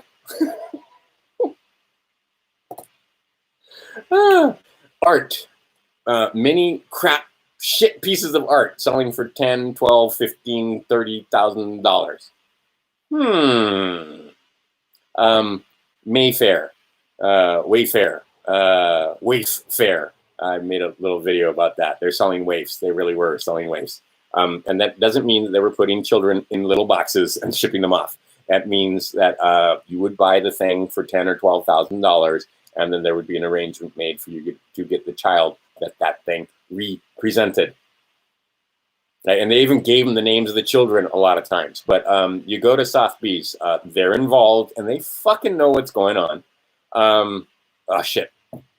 Now the names are going to come there. A couple of the famous auction houses. But anyway, they know that this cup right here isn't worth 50 grand, right? They know. So, yeah, you might get 5 children for that cup. So it's a sweet deal. They know that shitty piece of art isn't worth $10,000. You get maybe you get a baby for that, right? That is represented by this cup. And if you don't think those guys sitting there in the silent auctions know or don't know what they're fucking doing, is that they're just stupid people with too much money that are buying art at exorbitant prices, or knickknacks or trinkets or whatever the fuck it is they're selling right? Antiques or other items that do not represent children, well, you're fucking fooling yourselves. But see, Mayfair, they woke you up a little bit there. Right? That was it. That's how they do it. They're spoon feeding, they're bringing it out, right? The theater that we're talking about. Holy crap! Look at all this stuff. Gee whiz! I'm not even going to get into all this stuff. Wow, there's a lot of stuff in here. A lot of comments. Anyway, thanks for all the comments. I appreciate it. That always helps. And then, like I said, hit the like. Maybe you want to subscribe. Eventually, I actually got an extra couple of Patreons. Woohoo!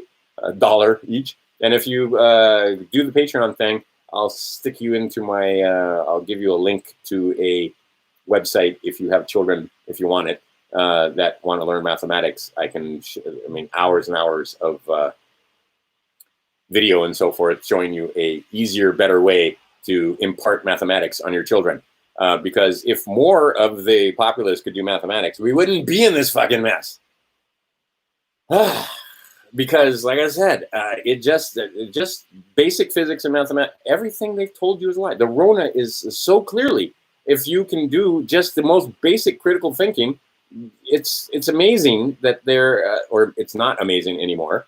But what you're seeing there is, one, you're seeing the beta males. You can see who the beta males are. You can see who the most obedient of your friends are. You can see those who are most easily fooled and watched mainstream media are.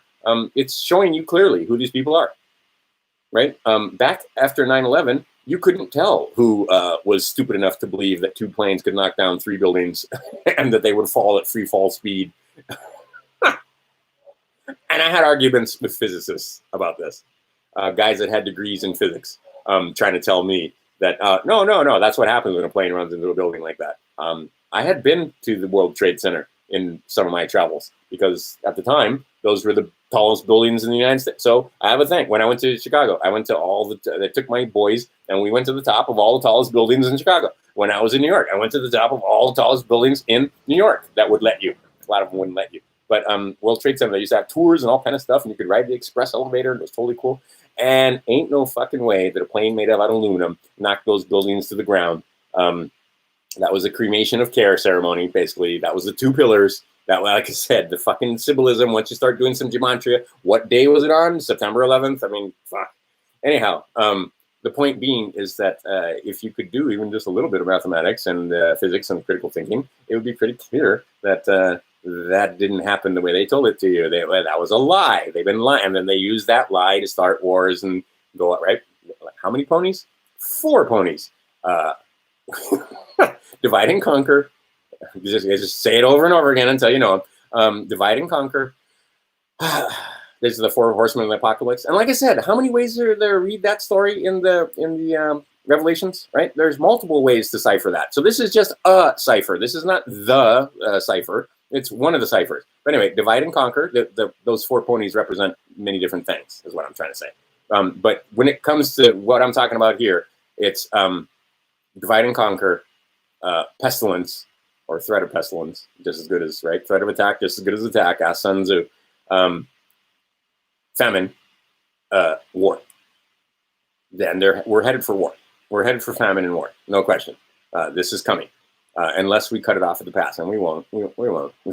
We won't. I have no faith in humanity. None. 0. Less than that. Every time I walk outside of my house and I see these people in mass, I see, right? And there's a main thoroughfare, a very short walk from here, and you'll see people walking on the street in the middle of the day. Here, we got a hurricane coming. Today's a lovely sunny day. It's the calm before the storm, but we're about to get blasted because that's we're going to have, I don't know, 70, 80 mile an hour winds. And that thing is going to track just north of me. I'm going to go watch it go by.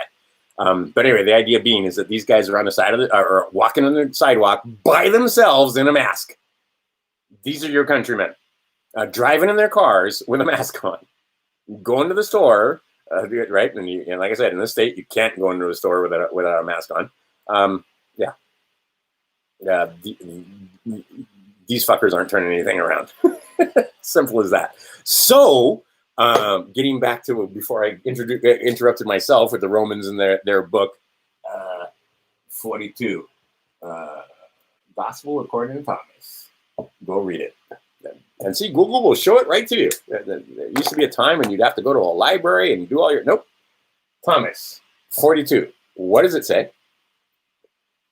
And that's what you got to do if you don't want to lose your sanity. You got to learn to laugh because it's a ridiculous situation we're in. And I'm talking about the whole thing, this whole creation. It's ridiculous. You understand that the all is all knowing, omnipotent, and it's happy, and it has a hell of a sense of humor when you get right down to it. Even on the evil side, right? Because it's one thing. Right? You guys want to talk about it being? I can't do it. Can I do it? Ooh, that's not bad. It's one thing. And it's happy. Whether it's the dark side or the light side, it's still happy. Right? So why don't you be happy? A lot in here, it talks about, look, you're here in creation. You are here in creation. You're here for a very brief time. That's how long we're here, right? There's your whole life. So might as well be happy. Why not enjoy yourself while you're here? Might as well take a look at the things that are going around or going on around you, and rather than be fearful, just see the ridiculous in the whole situation and understand that eventually, when you come here, what do you come with? Oh, that's right, nothing. When you leave here, what do you leave with? My girlfriend were just laughing about this. You don't get to take anything with you. You don't even get to take this with you. And I'm not talking about my shirt. I'm talking about this. Nothing. You come with nothing. You leave with nothing. So what the fuck? Right? You can get all the toys. The end game is the same. You can get the coolest car, and I've had cool cars. You can ride in the airplane. I've flown in G4s and G5s. It's hella fun. Way better. I've flown in 747s just because, and sat in the upstairs lounge and so on. Yeah. Yeah. But I'm still going to die.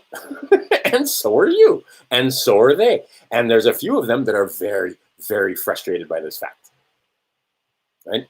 But we're the magic ones. We're the ones that come over and over and over again. Right? This book will tell you. This book will absolutely tell you. But the idea being is that you guys don't seem to understand that it's not a one-time thing. Right? It's a multiple thing that we get going on here. So the idea being is that until such time as you guys want to wise up to the fact that usufruct is all you have. You get usufruct. They understand usufruct, which is why they've set up this system the way it is. They tricked your parents, particularly your mom, into pledging you as full faith and credit of whatever it is, so that they can tax the fuck out of you, so they can give you a job and make sure that they give you taxes and give you some benefits in return for your commercial energy. But the whole system is designed to siphon off as much commercial energy from you as they can from the time you're born to the time you die. That's the system they created. Now, there's a few of us that got a little annoyed with that system and came up with a plan to change it. And my part of it is like minuscule. I'm certainly no mover and shaker. I'm over here on Maui, having a fun time, as far removed from all this political bullshit as possible. But there was a time when I was a little more involved. Let's put it that way. And I spent time in DC and traveling. And you know what? Fuck it. At some point, I just went, you know what? What's the point of this? And I had a friend whose father was the same way, where he wouldn't take the bribes. He wasn't corrupt. He was a good man. Became a raging alcoholic. This is a thing you'll notice over and over again. They just become alcoholics when they discover just how big the beast is, and the fact that we are many, but they have managed to make it so that there are many, many, many, many more of their minions that they don't have to do anything, right? There are now, how many people do you know that get yelled at for not wearing a mask? Is that them? Is that the them that we talk about yelling at you, trying to keep you in line? Or is that the mind-washed masses that they have fucked in the head with their media and music and every other kind of programming that they can, doing it for you? Again, They don't guard the prisons. They don't extract wealth from you on the side of the road. We do. We guard the prisons. We populate the Temple of Liberty in DC. Most of those people is us, and they get there, and then they get educated. And I saw the difference in a couple of the representatives from the state of Hawaii. They went to DC, and when they came back, they was different because they got to them. And they decided that join the CFR. Fuck. Anyway, the idea is that this system is changing slowly. It's going to be, but it's changing. And those people that were involved in the most ugly part of it, their comeuppance is coming. All you have to do is educate yourself and then educate others. I'm not in the crew. I don't take vaccines, for example, or a lot of different medicines and so on. I have seen now numerous parents that have damaged their own children and cannot accept the fact that the vaccines that they thought were going to protect, and see how evil these people are? They thought they were protecting their children, but instead they wound up damaging their children. Because mercury, you just don't want to put mercury. You don't want to put luciferase. Look it up.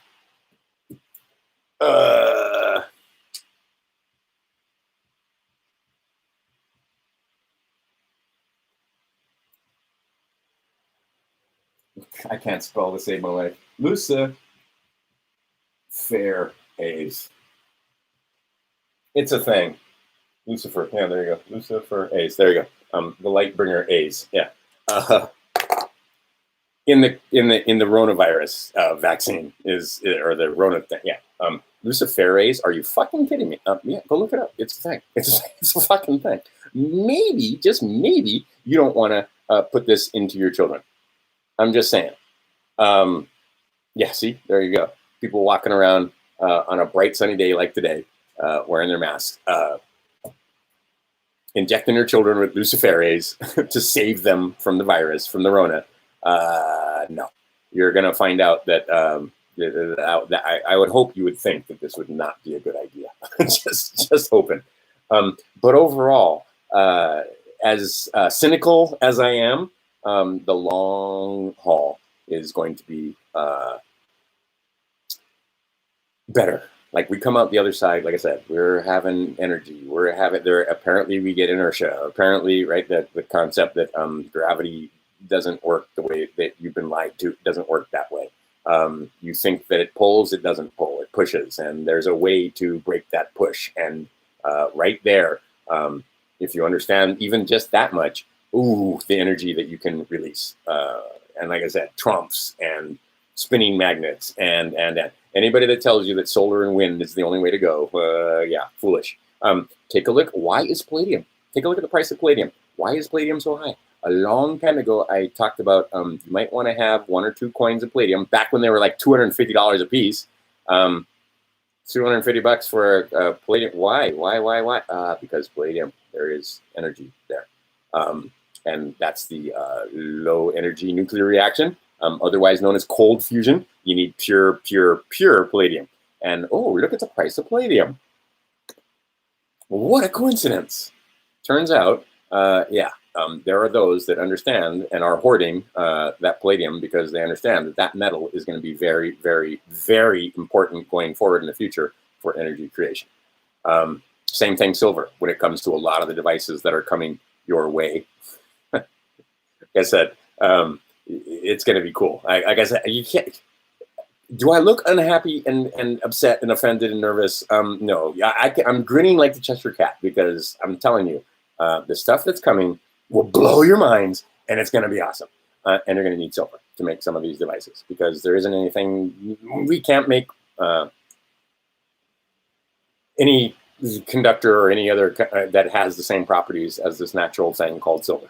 Same thing, gold. Gold has some very interesting properties too. But anyway, silver is going to be what you need for a lot of the things that are coming forward. And I'm telling you, it's going to be unleashed, and it's going to be unleashed not as quickly as I would like to see it. Because, like I said, Donnie cruising around with all those documents and telling them that, yeah, we have it all, but not telling the populace that they have it all because they know what the populace would do. because he doesn't want his billionaire buddy boyfriends and others to quote unquote lose power. They don't want to lose their grip on what's going on. They want to control what's going on, right? Because it boils down to it's all about control. Those of you that have friends that think it's about the money, they print the money. So why would it be about the money? Right? I mean, they have all the money. They literally have all the money. They have billions and trillions. They can buy up all the gold. They can buy up all the silver. They can buy up all the land. They can buy up all the whatever the fuck it is because they have it all already.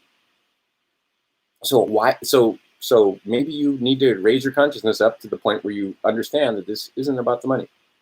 It's not about the Rona. It's not about the money.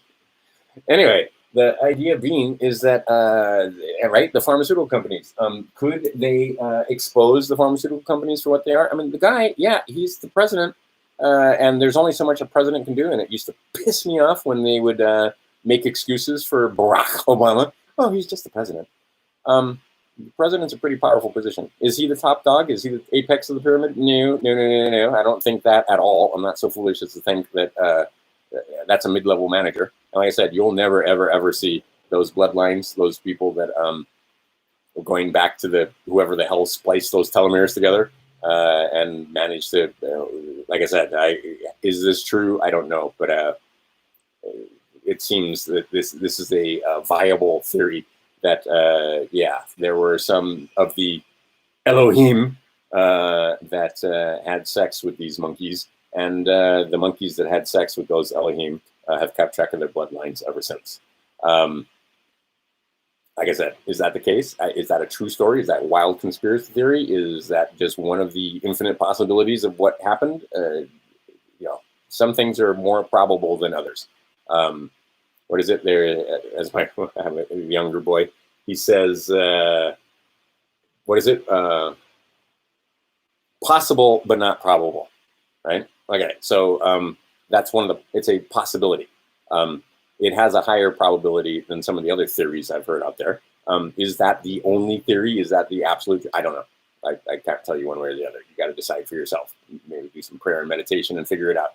But the bottom line is the idea that we are coming out the other side of this smelling like roses with freaking crazy stuff that's going to look like magic to you. Star Trek shit, as they say, right? I mean, it's going to look like magic, but no, it's just technology. It's just tech. It's just the ability to manipulate your universe using other physical materials to create outcomes that you want. How's that for using seminar speech? All right, but the bottom line here is big changes coming, right? It's a sea change. Nothing, the world that we grew up in, I got 56 years under this belt. Your children will not know. Now, it will be better if you let it. If you sit back and do nothing and stand in silence, well, then maybe it won't be better. But if you actually spend some time doing the research, educating yourself, expanding your mind, because here's the thing, again, 100th monkey, the more people that know a thing, the more people that know a thing, right? Okay, and then you get to know the thing well enough that you can ask your friends and relations questions, because you cannot wake them up. You cannot hand them information on a silver platter. You cannot, I'm preaching to the choir here and I fucking know it, right?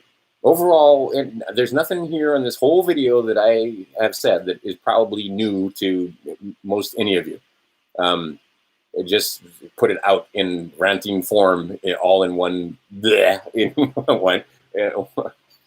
in one purge in a short period of time, right? In an hour or two or three. But the idea is it reaffirms your what you already know, and maybe I do know a few things that you don't, and I'm sure you guys know stuff that I don't, and maybe you uncover some research, or maybe some of the information I give you about your history gives you some a leg to stand on when you write some documents to some of these people that need to be informed that, oh, by the way, I'm not dead. All right. So the concept here is very simple. You educate yourself, you educate others. The consciousness expands, the consciousness rises, and the things that are coming come more easily and rapidly. Does that make sense? The idea, you clear the path, as it were. And some of the things, as we move through this thing we call time, and we experience this thing, which Einstein and many other physicists that I look up to and mathematicians tell me does not exist, contrary to my stubborn understanding of this illusion that we're in, because it sure looks like there's time to me, and it sure looks like it goes like this. Right? It starts here and goes that way, and never stops going that way. It's always now. It's always impossible because it's always now. But at the same time, I remember when I didn't have children. I remember when I didn't own this shirt. I remember, right? Okay. But the idea is that, no, it seems to be that this thing is more of a, that's a terrible drawing. Can I do it that way? There you go. Is more of a three-dimensional type thing. That we experience it like this, but no, it's three-dimensional space in the third dimension. How that works, I don't have a fucking clue. But I read lots of physics and about it, and it seems plausible. Let's put it that way. All right. So, but the idea is that as we're going through this medium we call time, certain events can happen, and this is a metaphor. It's not a right, but they can cast shadows. So you're over here, and you can see the shadow. You can get into the shadow before you hit the event. 9/11 was one of those things, because that was a pretty damn big event that would change things. Various points in time can cast shadows backwards that we can see it coming. What's coming is going to be, got to pick my words carefully, better than what it is now, if you let it, right? It can be worse. It can be, because, and here's the other thing, is that all of us, we're all resistant to change. We like things the way they are. We like things to stay the way they are. We like to wake up in the morning and know that the sun's going to come up, right? Or we like knowing that in the spring we can plant and in the fall we can harvest. We like that kind of understanding of time, where things are cyclical and predictable and understandable, and yay, we like that. We do not like chaos. We don't like it when we're not sure where our next meal's coming from, and we don't have a job, and we don't know what's going on next, and nothing is secure, and you're not sure if you're going to break up with your girlfriend or boyfriend or whatever it is, and so on. We don't like that. That's stressful on our psyche and thinking. We like a very right. Okay. Sorry, the only constant, there is one constant in mathematics, exactly one constant, and that constant is change, right? That's the only constant. So basically, get used to it. The life and world that we grew up in is gone. It's over. The age of Pisces is done. The last of the Pisceans, these fucking bastards that rape children and pray to the elder gods and so forth, they are at last and going to be weeded out. This is not, there's no getting around it. They have no hope. I don't understand. They claim to have the higher knowledge and understand the esoteric knowledge and understand, like the Masons and the Mithrians and I can name all kind of different groups that'll get me in trouble. But I mean, all these people claim they're basically Saturnists. They believe that Saturn and Jupiter. That's understand the seven gods, understand the seven planets. The Romans weren't just, these are archetypes. The Romans weren't worshiping pagan idols. They were worshiping and understanding long-standing ideals personified by Venus, Mars, Mercury, Jupiter, and Saturn, Uranus, and Neptune, and Pluto, and and you could give them various names and so forth. But these weren't. It was not literal. I mean, it was conceptual. It was not literal. And those concepts, to make them easier for us to understand, were given personalities of the various planets and so on. All right, and the various, and then you can put those that they represent themselves in stars and in the astrology. The same thing. Christ story. So many people have figured out that that story is told over and over again with different names throughout history. right? There's trinities in every culture. There's trinities: Father, Son, and Holy Ghost, right? Vishnu, Shiva, and Brahma. On and on, right? All of them have trinities. All of them have born of a virgin stories. All of them have right. That's that story of the virgin conception and so on. All of them, many different religions on the planet. Whoever it is, the savior, the hero, the head guy, who was born on December 25th. Many, right? It's a universe. There's one song. We sing the one song, all of us together. That universal song is sung in this book, and the story is told a different way. The Bible tells it a different way, and the guy's name is Christ, not Jupiter, not Jesus, right? And before that, his name was Horus. And before, I mean, they had Egyptians and Sumerians and Phoenicians, and it goes back. It's the same fucking story. It's the same one every time. And then they got you because one of the horses is divide and conquer. Well, our interpretation of the story is the correct interpretation of the story, and everybody else's interpretation of the story is false. And we'll kill over that. And if you don't believe like we believe, we'll go kill you and take your women and grain and stuff as an added bonus, right? The idea being, though, is there is but one song. There is but one of us here. Joseph Campbell used to talk about this, and he was a university professor at the University of Hawaii, and he happened to be there when I was there.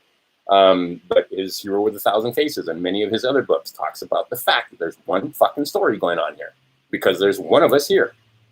Doesn't look like there's only one of us here, but there's only one of us here, right? It's the same fucking story. And the worst thing that these bastards did to all of us was take that story and try to make it literal. Right? No, it's not. In this book, it actually, I should read the passage next time I get this thing out. This book tells you, and so does the Talmud, and so do the Jews, and so do many other stories. Right in the book, it tells you, don't fucking take these stories literally. They're supposed to be used to impart knowledge upon you and make you understand concepts. They're not literal stories. John the Baptist didn't get his fucking head cut off. I mean, learn about that. Learn 21st of why is it Passover? Why is it, I mean, what's going on there? I read that one where I think it was John I was reading you from. There were no pigs. It's not a story about pigs. When America's talking about singing about been through the desert on a horse with no name, they're not singing about a desert, and they're not singing about a horse with no name. Anyway, Ventura Highway, go sing that song, or go see that song.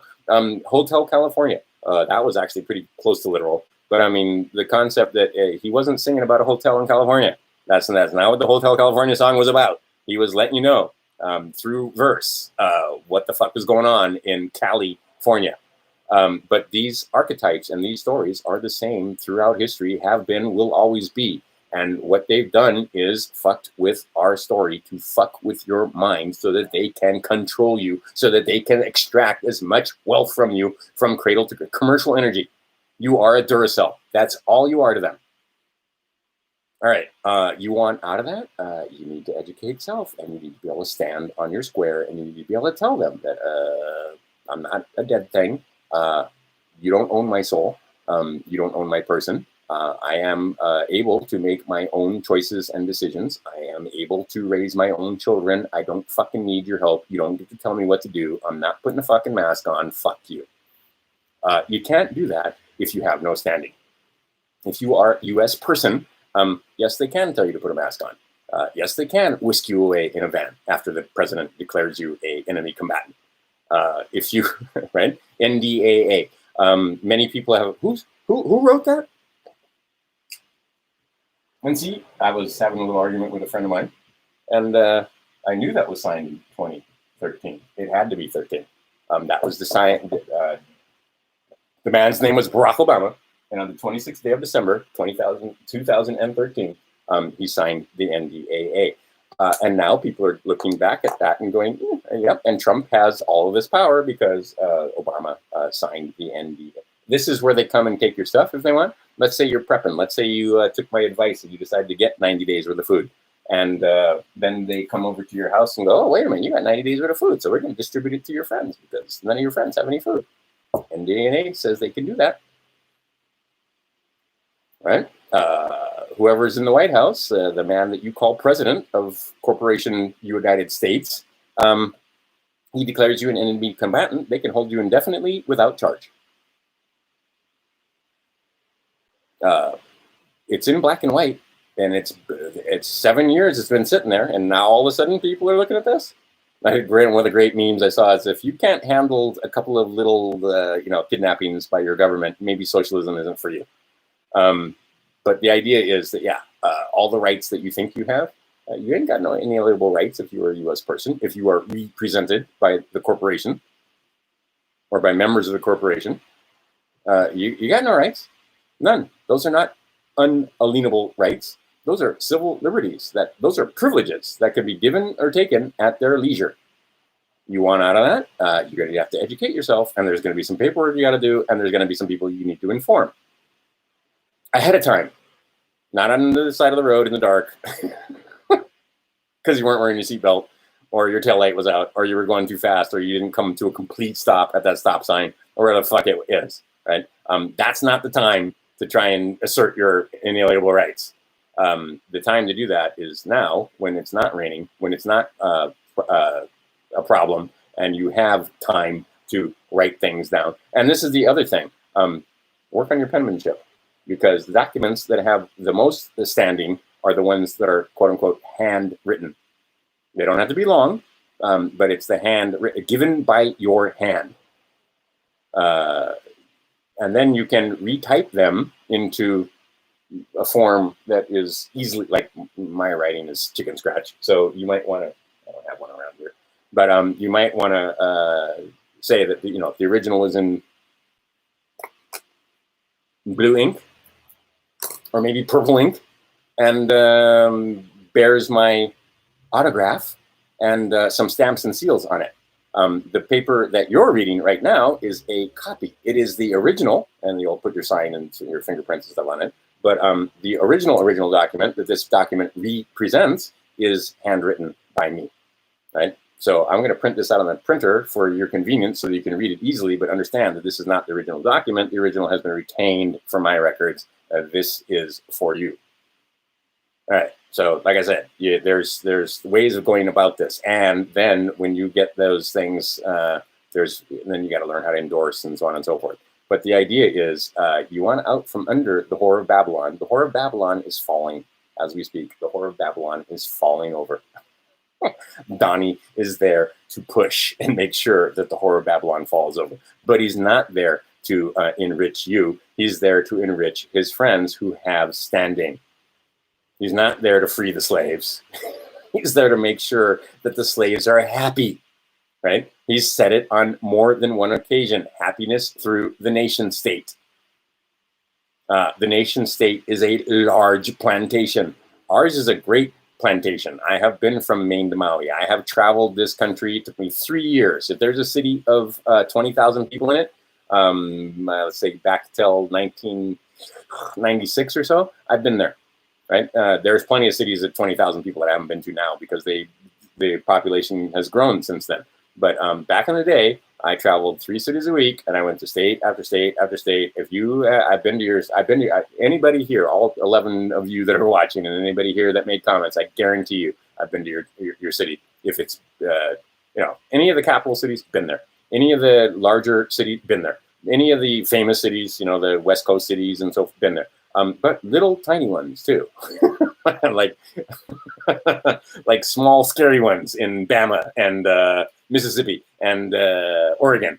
Been to them, right? Eastern Oregon. Oh, anyway. But yeah, the idea being is that I've been to Richmond and I've been to oh crap! Now the names aren't going to come again because I'm in front of the camera trying to think in my mind. A couple of the Tuscaloosa and Chattanooga and all over the place. I have been there. Columbus, absolutely. All over Oklahoma, all over the Panhandle, all over I've been to Midland, Odessa in Texas. I mean, I've been all over the place. I've been to Shreveport, Louisiana, and I've been to Beaumont, Port Arthur down there. I've been all over Florida, all over the place, right? It's a hell of a country we got going on here, right? It's a wonderful thing we have here, this nation of 50 different nations under that banner we call United States, right? But it was supposed to be United States of America. And we were supposed to be Americans. We were supposed to be we, the people, setting up these governments to assist us in governing, not to control us, not to extract wealth from us from care of grave. That was not what the thing was set up for. But that's what they've turned it into. And these people are pedophiles and worshippers of demons and worse, and sacrificers of children and drinkers of blood. And that all sounds crazy. And the people that know about it ain't telling your friends. Trump ain't telling your friends. They're going to let some of this out, but they're going to, right? But they're not ripping the Band-Aid off. The ripping the Band-Aid off guy is lost, just to let you know. That's not happening. It's now the slow drip going forward. And the first slow drip is, by the way, these naughty people have been running things for quite a while. Oh, by the way, they fucked up your history. Oh, by the way, they fucked up your medicine. Oh, by the way, they fucked up your energy. Oh, by the way, they fucked up every fucking thing. All right, and that's this first slow drip is you got to realize, and I'm out of tea, or I'm out of kefir. But what you've got to realize is that over a short period of time, well, relatively speaking, a couple hundred years, but over a short period of time, these guys took over every fucking thing and figured out how to benefit and make money from it and set up a system that, again, extracts wealth from you from cradle to grave. That system is changing, but it isn't going to change like that. It's going to change 50 years is what I've heard. Right? Was 100, they're first, right? Okay, and then another argument, and then 25, too fast, because every 25 years, everything changes anyway. Used to be a square, right? Square deal, square person, somebody that was square, somebody could stand on the square. That used to be a cool thing, and then they changed it into, oh, you're a square, right? And now that became a bad thing. The connotation changed. On and on. The idea is that about every 25 years, they change the language a little bit because they change it too much, right? You can, soon, there's going to be some sick waves. And I mean sick waves. Hurricanes always bring really sick waves. There was a time when sick didn't mean what I just, now you understand, right? Okay. So they changed that language. They slowly change. Okay, so they're slowly going to change your consciousness and your understanding of the world around you in a slow drip fashion. First thing they're going to expose to your friends is the fact that, yeah, this has been happening and these people exist. We're cleaning them up now, and they're all going to go away now. Mm-hmm. Anyway, those people are in control of your energy and medicine and a whole bunch of things. All right, so now that we get these satanic pedophiles and the ones that are just pedophiles and not Satanists, like I said, it's a long, okay, in Mexico, I didn't cover Mexico in there because the Mexicans, they put up a little bit of a fight actually, but the Mexicans, who do they descend from? They descend from people that used to sacrifice out in the open in public on temples, and the temples are still there. But over the centuries, Mayas and Incas and Aztecs and people like that have existed, and for a fact that they used to sacrifice. And of course, we always point our fingers at them, but we don't point the fingers back in Europe where they were doing the same fucking things, and in Asia and all over the place. There have always been the dark side, right? There's always been the left-hand pathers. Okay. They've always existed. They're always going to exist. There is no right-hand path without the left-hand path. Get that concept through your head. Your idea of good and evil is very primitive. But anyway, the idea is that these left-hand pathers, they know they're, I guarantee you, they can go back many, many generations. They never gave up power. Right? They've always been sacrificing little people. And what they've always been able to do is get together and, what's the word I want? Cooperate, right? They're even as you speak, or even as you see now, there are plenty of factions, but they always manage to cooperate to fuck you, to fuck the little people, right? They don't fuck themselves. Occasionally they'll fuck themselves. Like they have no problem with killing off somebody's son or daughter or family member or something that's in a key position because they're in the way, or right? Okay, and they'll get rid of them and then put their own guy in or whatever. But anyway, overall, they cooperate really well together to, all right. Well, right now, what you're seeing is an actual fight where this is not cooperation. And well, actually, if you look at the one side, like the Democrats, if you're going to use that paradigm here in our country, the United States, The Democrats and Republicans. The Democrats fight among themselves and they backstab and so forth because they're greedy whores that want money and so forth. And they'll try to cut this guy off and maybe expose this dude for a drug runner so that they can put their drug runners in and make money off of that drug running, or maybe, right? I mean, the idea is the dogs fight amongst themselves, but they manage to join together against the wolf, as the saying goes. We're the wolf, right? We're the monsters they're afraid of. So they do everything they can to keep us under control and extract wealth from us, while they have their own infighting and their own stuff going on. All right, right now, what you're seeing here, like I said, Donnie knows about all of this. Melania, she's doing her part where every time that woman shows up in public, take a look at what she's wearing. She barely speaks, but just take a look at what she's wearing, or the photo opportunity, say like in Egypt, that was awesome. But just, right, she's doing her part from a very different perspective. But the idea is they know, and they know that the average person doesn't know, and they're not going to inform the average person of the fact that many of the people in the pharmaceutical industry are traffickers and rapers and so on. They're right, because we could get rid of the pharmaceutical industry like that. But those people have money and they pay the Billionaire Boys Club for influence and so forth. Same thing when it comes to the energy industry, when it comes to generating power. What makes this whole thing run, right? Your Bitcoin is of no use if there is no electricity. They want absolute control of the generation of that energy. They're about to lose control of that because, as Tesla and many others will tell you, energy is everywhere all the time, and it should be basically free. But no, as I showed you before, part of that JOB, being just over broke, includes your payment to them for energy, your payment to them for a roof over your head, your payment to them for, medicine. Supposedly, it's not medicine; it's pharmaceuticals. It's poison. But that they want to extract as much wealth from you in every. They want to extract wealth from you when they feed you. They want to extract wealth from you when you have sex. They want to have extract wealth from you when you give a baby out into the world. How much does it cost to bring a child into the world now? Never mind all the other. I mean, just straight up costs if you decide to go to a hospital. Let's see. They want to extract wealth from you. Like I said, there's a whole industry designed to make you dress a certain way and look a certain way and use certain products, and they make a profit off of all of that. Let's say you just want to communicate with grandma. They make a profit off of that. You put that letter is not free, right? And I showed you how you can do 3 cents stamps, but they make a profit off of any time you move. If you so much as move anything out of your house, a letter, a package, anything, get in your car, that fuel is taxed. That fuel, right? And then there's the people that supposedly, I mean, every bit of motion, they tax you. You are a absolute Duracell, a creator of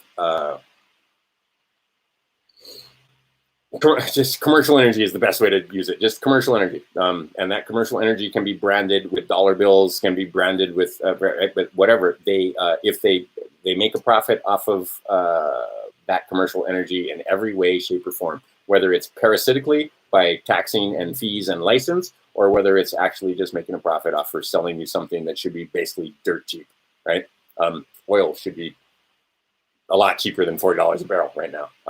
Donnie made sure that happened, right? And because he took control of the Federal Reserve, and they ginned that price up to where it is now at what, $40-something a barrel. There is no reason for oil to be at $40 a barrel, except for the fact that a lot of you guys have pension programs and have invested in the market. And if the oil goes down, Greg Mannarino will explain it to you very clearly. I'll try and see if I can find the link down there where he does exactly that. But the idea is that they couldn't let the whole fucking system is now the petrodollar system. And what they've done is organized a system to extract wealth from us, to take from us and give to themselves. Simple as that. And Donald Trump isn't going to fuck up the apple cart the way a lot of these guys think he's going to fuck up the apple cart. What he's going to do is make it so that you guys have jobs.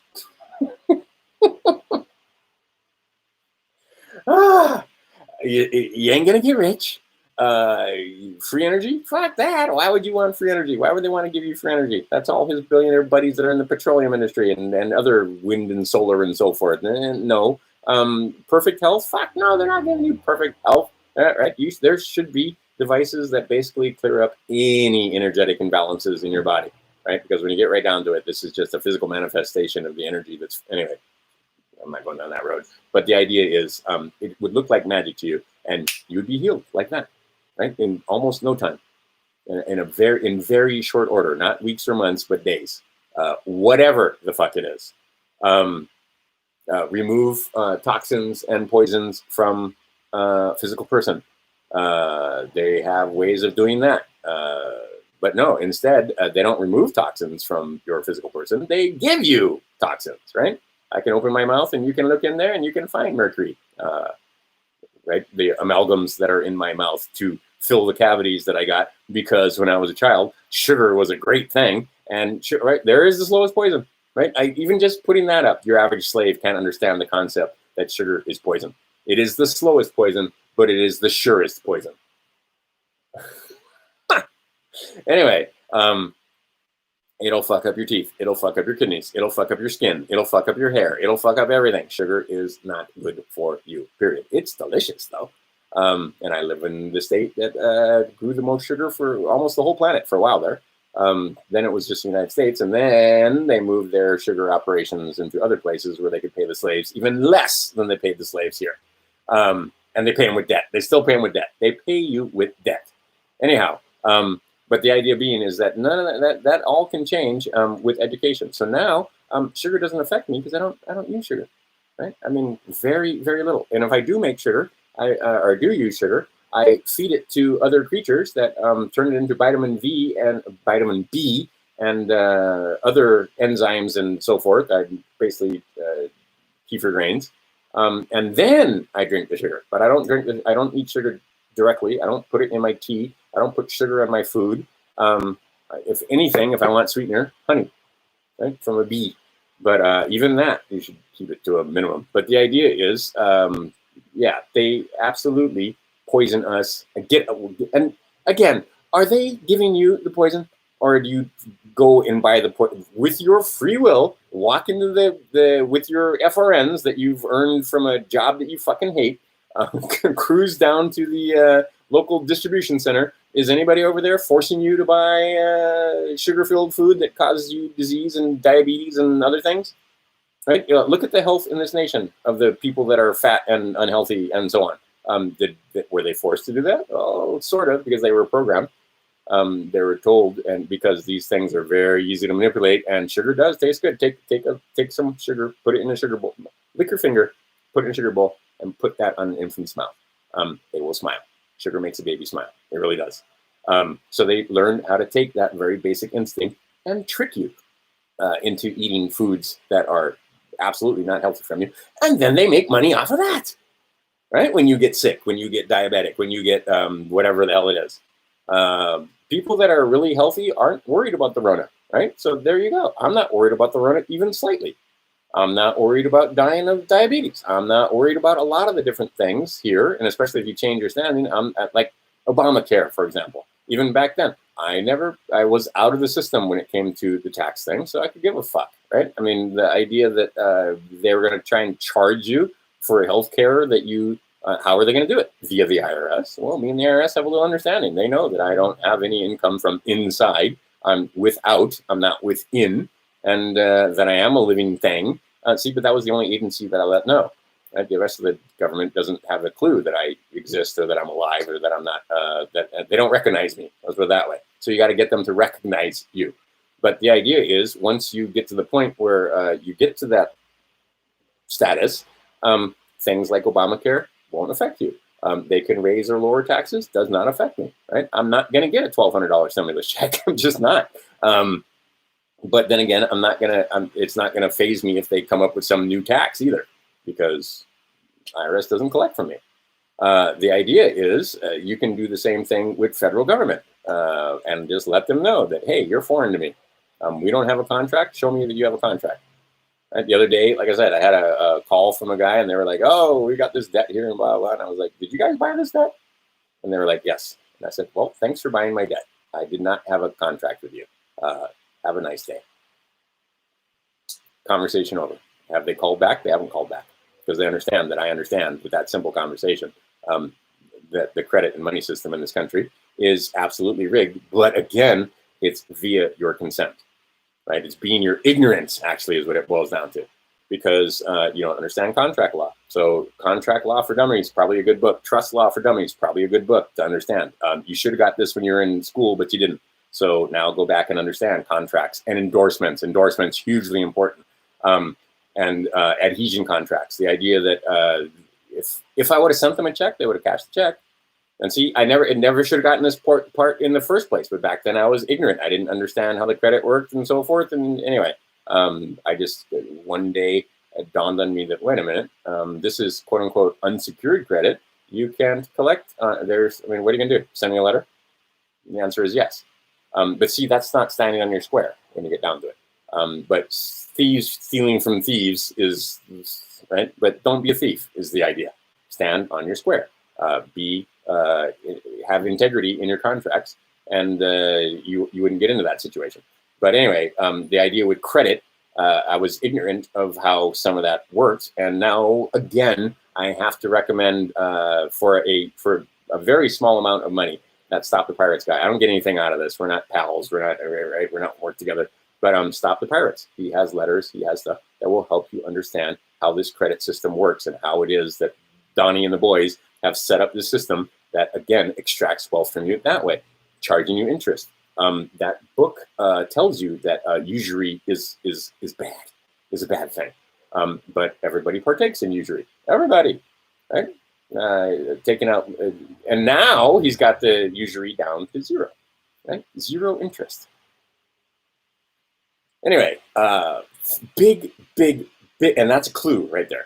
Big changes are coming, and you gotta be happy, right? And if you want to embrace the change and embrace the stuff that's coming your way, you can't embrace the change and set up for it and be in a position where you benefit the most if you're completely ignorant, if you don't have any knowledge.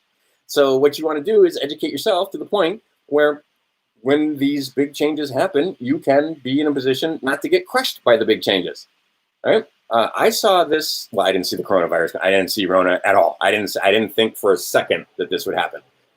Even when they first started rolling it out, I was like, well, people will see through this ruse. That's how naive and ignorant I am, because I had some faith in my countrymen just a few short months ago. There was a guy who's like, oh, what do you miss the most after this lockdown and the Rona and so forth? What's the thing that you miss the most? I miss going to the movies and going to bars with my friends. And I was like, I miss the time when I didn't understand that my countrymen were completely mind-washed cowards. I miss that time when I still had some faith in my countrymen. And now I understand that no, there's they ain't helping at all, at zero. But the idea is that most of the people were, well, not most, many people have been crushed by this thing, the stay-at-home order. They can't go to work. Didn't affect me at all, right? Because I had already moved my business online, off of brick and mortar, off of one-to-one dealing with students and so forth in my house in person. No, do it all online. I was already doing it. Now I'm already online. I know lots of people that were scrambling to put their business online. I was already online because I saw this coming. Right. So, and also I understood the concept that they were going to make two classes. They're going to make an upper class and a lower class. Right now, understand this. You got three, right? 1, 2, 3, 1, 2, 3, 1, 2, 3. Oops, 1, 2, 3. So here's the lower class, here's the middle class, here's the upper class. So there's upper class, there's middle upper class, there's lower upper class. Well, here's what, and then same thing here. UML. And this lowest of the lower class is, homeless, right? Living on the streets, beggars. The upper lower class, this is your, trailer park and so on. Same thing here.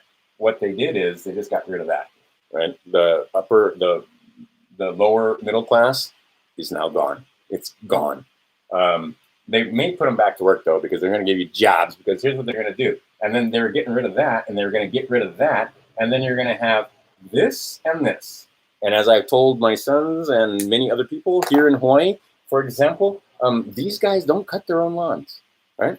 So I have a friend, she Harvard educated, multiple degrees. They're going to pay her $14.91 an hour to teach school, to teach classes in school. It worked out to $14.91 as a teacher. All right, my little boy, who's 15, who's not well educated at the moment. I'm working on it. I'm definitely working on it. I'm making him read and so forth. Him make $15 an hour just pushing a mower around with just the ability to push a mower. And if he was a little faster, because if I choose to do this work, and I do occasionally, because you don't need to go to the gym. Usually you get all kind of food because many of the properties here have food on them and so forth. And if they're organic properties, and I don't work on properties where they shoot poison and use Roundup and so forth. And I don't do it all the time. I haven't done it for quite a while actually, but I used to have a little ad that said have weed eater will travel, because these guys don't cut their own lawn. I make $25 an hour easily, right? Easily on this island, because there are so many people here that are wealthy. Right, I've worked for, well, I'm not going to name names, but various movie stars and rock stars and luminaries live on Maui. And so, and again, they don't cut their own grass. Right? I cut my own grass. Right? When I had $800,000 in my mortgage account, I was still cutting my own grass. But overall, they don't cut their own grass, and they don't dust their own furniture, and they don't freaking vacuum their own houses overall. So even domestic labor, $20 an hour easily. I know young girls that are in their 20s making $20 an hour cleaning houses. Condo cleaning used to be a thing, but not so much anymore. But I had a friend that she started a business, and she had a condo cleaning company, and she bought a house and a nice car and put her kids through school with a condo cleaning company, because she didn't just work for herself. She worked for, I had another friend, same thing. He had a maintenance company. His father disowned him. His father was a billionaire. And when he decided to come to America and play guitar and go surfing and be a beach bum in California, his father was like, fuck you, I'm cutting you off, and either come home and anyway, long story short, the boy went. And he started a business, a maintenance business, and now he's a billionaire again, one of the younger billionaires at the time in the United States, was a friend of mine. And what did he do? He was slogging toilets. He started slogging toilets his own self with a freaking toilet brush. And then he hired people to do it for him. And then he hired lots of it. And then he turned it into a land of opportunity. Anyway, the idea was that they were going to, or they are going to get rid of this middle class. And they're going to have those that serve, and those that have, and those that don't have. And these guys are going to have jobs. They're going to be just over broke for the rest of their lives while they extract as much fucking wealth from them as they possibly can. And this wealth, the currencies, right? Because what we had was a middle class, and the currency was flowing into the middle class, various businesses, small businesses and so forth that sold whatever the fuck it is. They got rid of all of that, and they moved the currency.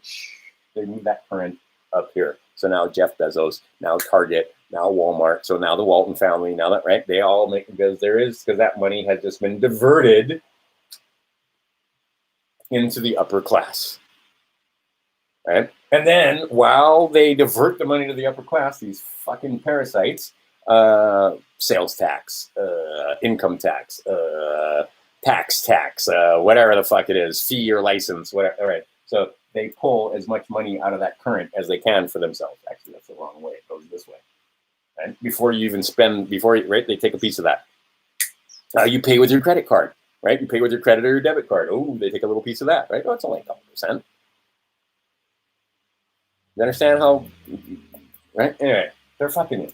So what this guy, Donnie, is coming along, and see, there are people over here that they got comfortable. They got really happy, right? They're satisfied because they went through life and got to the point where they covered their basic expenses, all their income and food and blah, blah, blah, and they had a little bit left over. And they were happy and content. That's this middle class right here. right? Now these guys are very, very concerned because they see their way of life disappearing. They see the way of life disappearing for their children. Also, they see that their children can't have their own house with their own car with their own right. Okay. So what Donnie is thinking about doing, I think, I'm not sure about it, is taking all the money that we're spending on war and giving these people jobs where they build infrastructure for these guys, where they build railroads, like high-speed rail. I believe that's coming to the United States here finally. Water, clean water. I mean, just something as basic as clean water. And where are they going to get the money for this? They're going to get the money for this from ending war. We'll put an end there. Right? So they're going to pull out of Afghanistan. And see, all these guys that are fighting Donald Trump right now, when it comes to, they told him that, if we pull out of Syria, the Kurds are going to be decimated and so on. And then, anyway, that was just painful. And you began to see how many Democrats and Republicans were absolutely sucking on the tit of the war machine and the military-industrial complex, right? The military-industrial complex hates this guy. So instead, we're going to shift funds out of the military-industrial complex and into the civilian complex of infrastructure, roads, water, power is another thing that's coming, and the transmission of that power. All manner roads, just plain old roads, bridges, harbors, that kind of stuff. That kind of infrastructure is gonna how they're gonna try and revitalize the middle class. But in the meantime, in this transition, a lot of the people that were here in this middle class are gonna wind up down here in the lower class. And they could give, and they'll even fucking throw you some benefits, right? They'll throw you some scraps. Right? Here, have $1,200. Here, we fucking broke your legs and destroyed your business and made it impossible for you to support yourself. But here's $1,200 for your trouble. And the people are, oh, yay, Donnie, he's our friend, yay! Hurts my feelings. Like I said, the red hats are just as bad as the blue hats. It's because understand, U.S. corporation, right? Republicans and Democrats. There isn't anything else in the U.S. corporation. Okay, libertarians and the third party, whatever. But they're all still part of this U.S. corporation. Donnie falls on this side,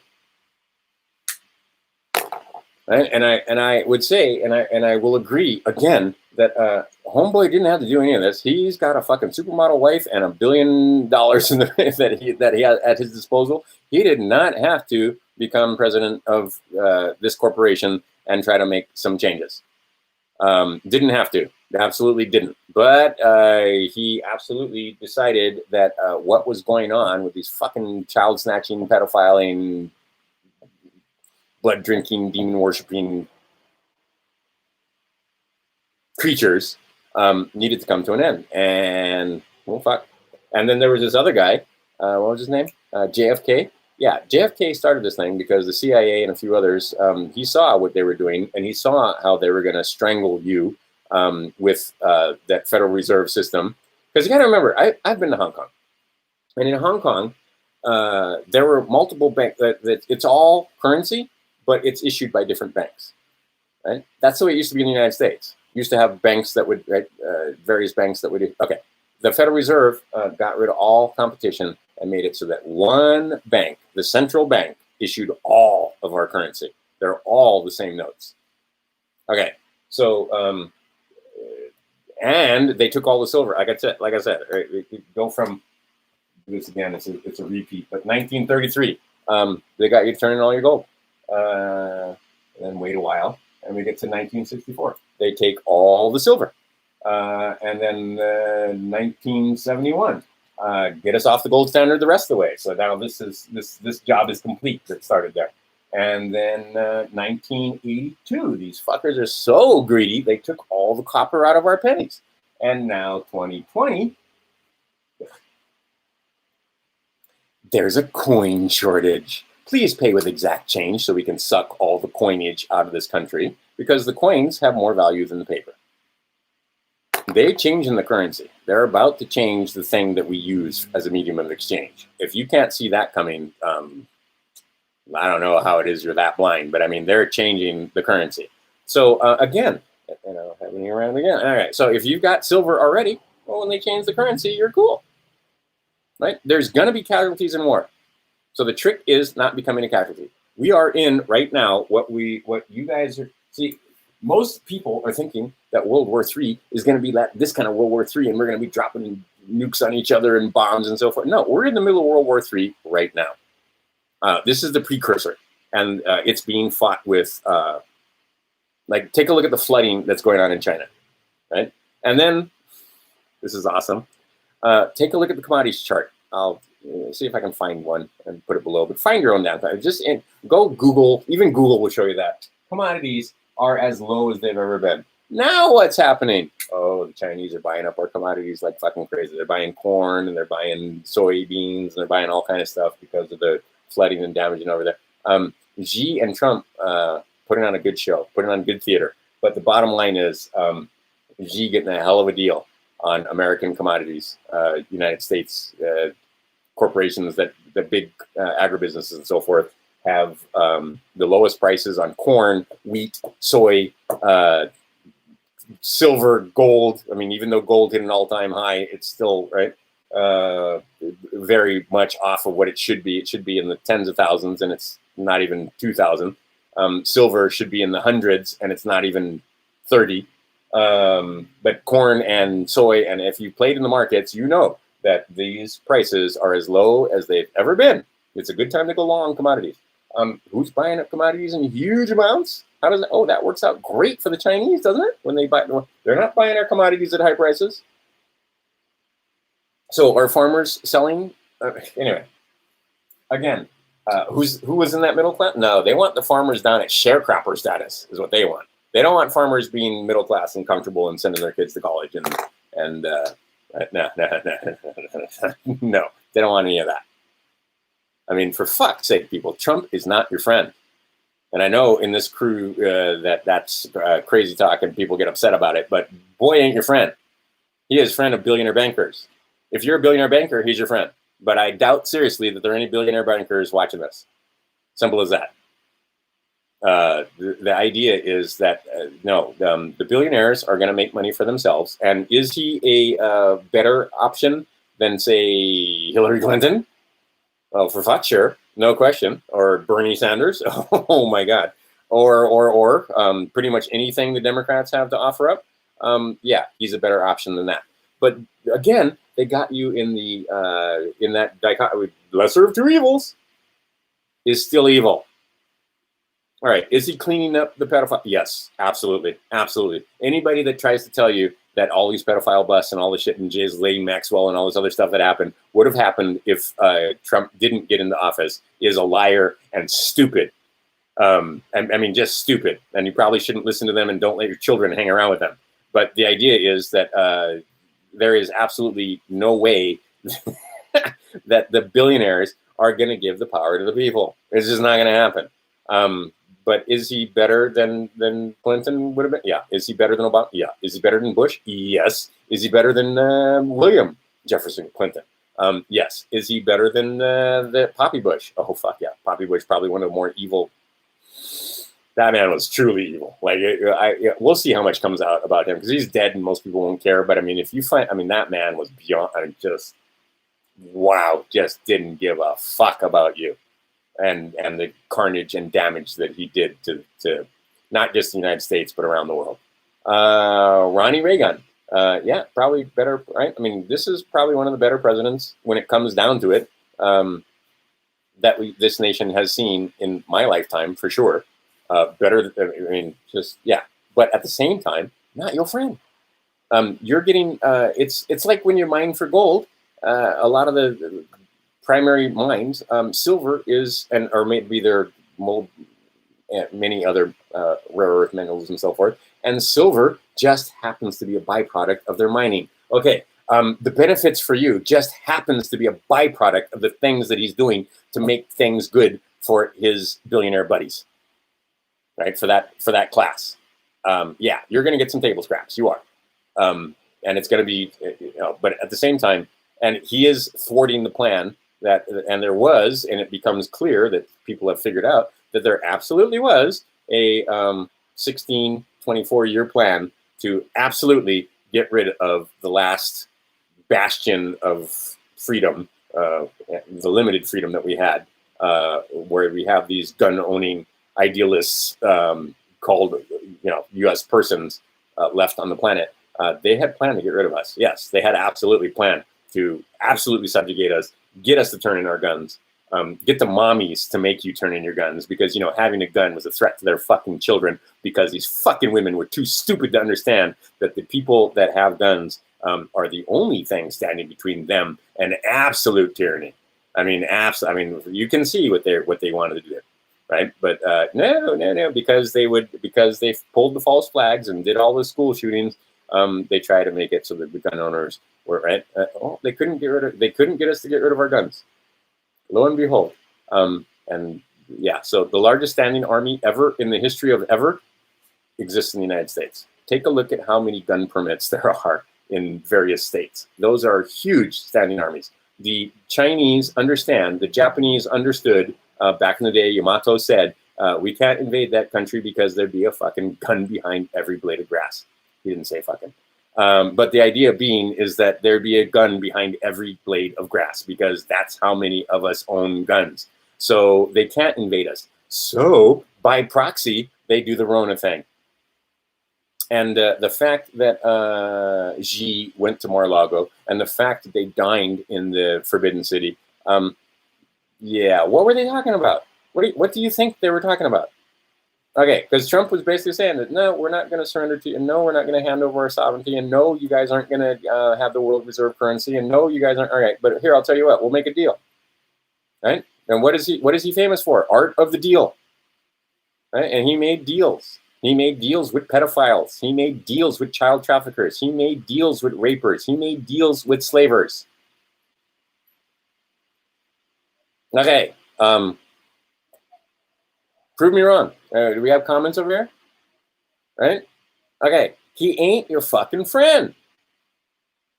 God damn it.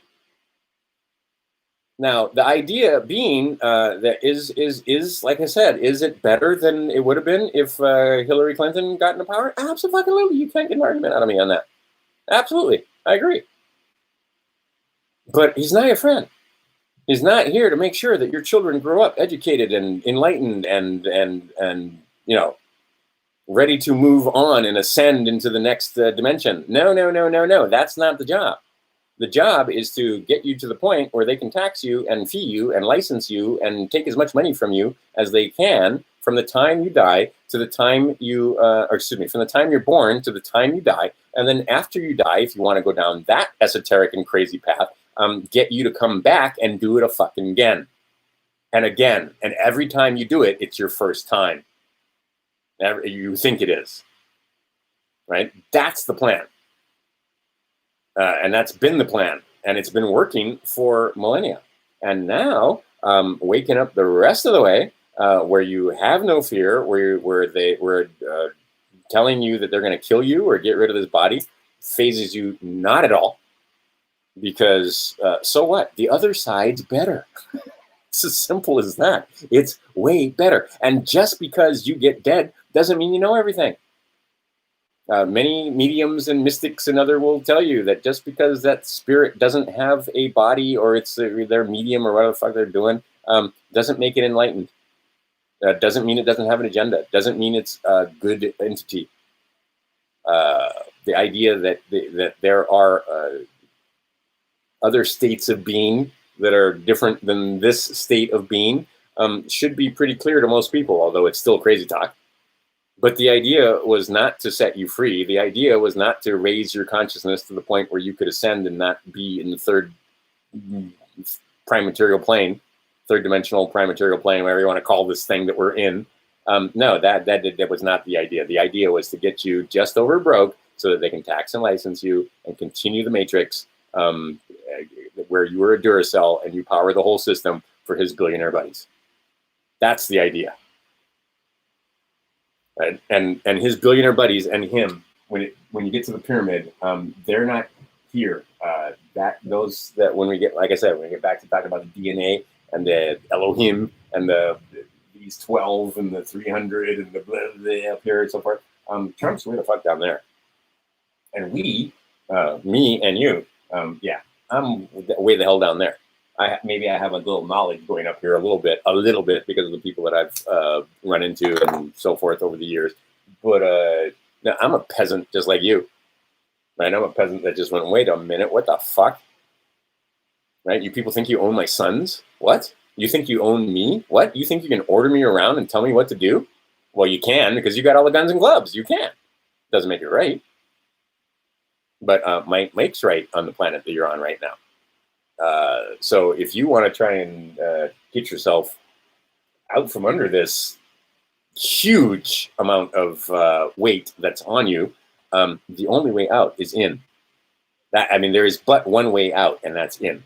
And that comes with educate self, educate others, and educate and knowledge, and then understanding the basics, right? The very basic 7 hermetic principles, the 7 pillars, understanding the square, understanding some of the things that the Christ Jesus taught you about the concept that, you want to do unto others as they do unto you. That's it, right? So you do unto them as you would have them do unto you. Simple as that. That's the easiest one. And then what? Love your God. What's hard about that? Well, it turns out that's kind of hard because you can't, right? Because you got to love self first before you can love others. Ooh, there's a very simple thing out of psychology. And so, right? If you can't forgive yourself, you can't forgive others.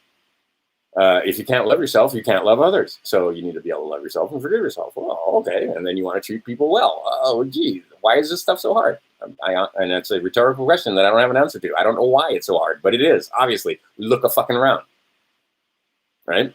But the idea being is that once you get those basic principles down, and once you start to understand that, no, really, that is the only way out of this mess is to right action, constant and never-ending improvement, constant and never-ending education for self, right? You know, like people that they graduate high school and they never read a book after that. I mean, the number is alarming. Go look that statistic up. How many people graduate college and then, maybe they read a book a year, maybe, right? It's pathetic. And that's the only way out of this. The only way is to educate self. The only way is to elevate your consciousness to the point where, you don't need this is the proving ground, right? This is not and see the knowledge and stuff that you take, that you get here, they can't take it away from you, as it were. And the idea that just because you die doesn't mean you're going to know all the world history, right? When you get to the other side, doesn't mean that all of a sudden you know everything. All of a sudden you know all about medicine, and all of a sudden you understand how economics works, and all of a sudden you understand all the secrets of physics and gravity and all that kind of stuff. Just because you're dead? No. You gotta take some effort and read and absorb and run some experiments, maybe even, and learn stuff, as it were. That's the never-ending, right, story, and it's an infinite universe. You know how much there is to know? There's a lot to know. The idea is, supposedly you already know all of it, and that's how you figure it out. That's your enlightenment. Is you turn it inward. But again, just because you get dead doesn't mean you're going to know everything. Just because you get dead doesn't mean everything's going to be all right. Right? If you've lived a good life and you've done, positive karma and so forth, you will find that, and even now you can meditate, hopefully. Some of you have spent time. I am now going into my 13th year of 1 hour a day, every fucking day, every day. At least 1 hour a day. Some days like today, I'm going to do more than an hour. But the idea is, once you get into some of those meditative states and you have some of those experiences, you might start to realize that, the other side is better.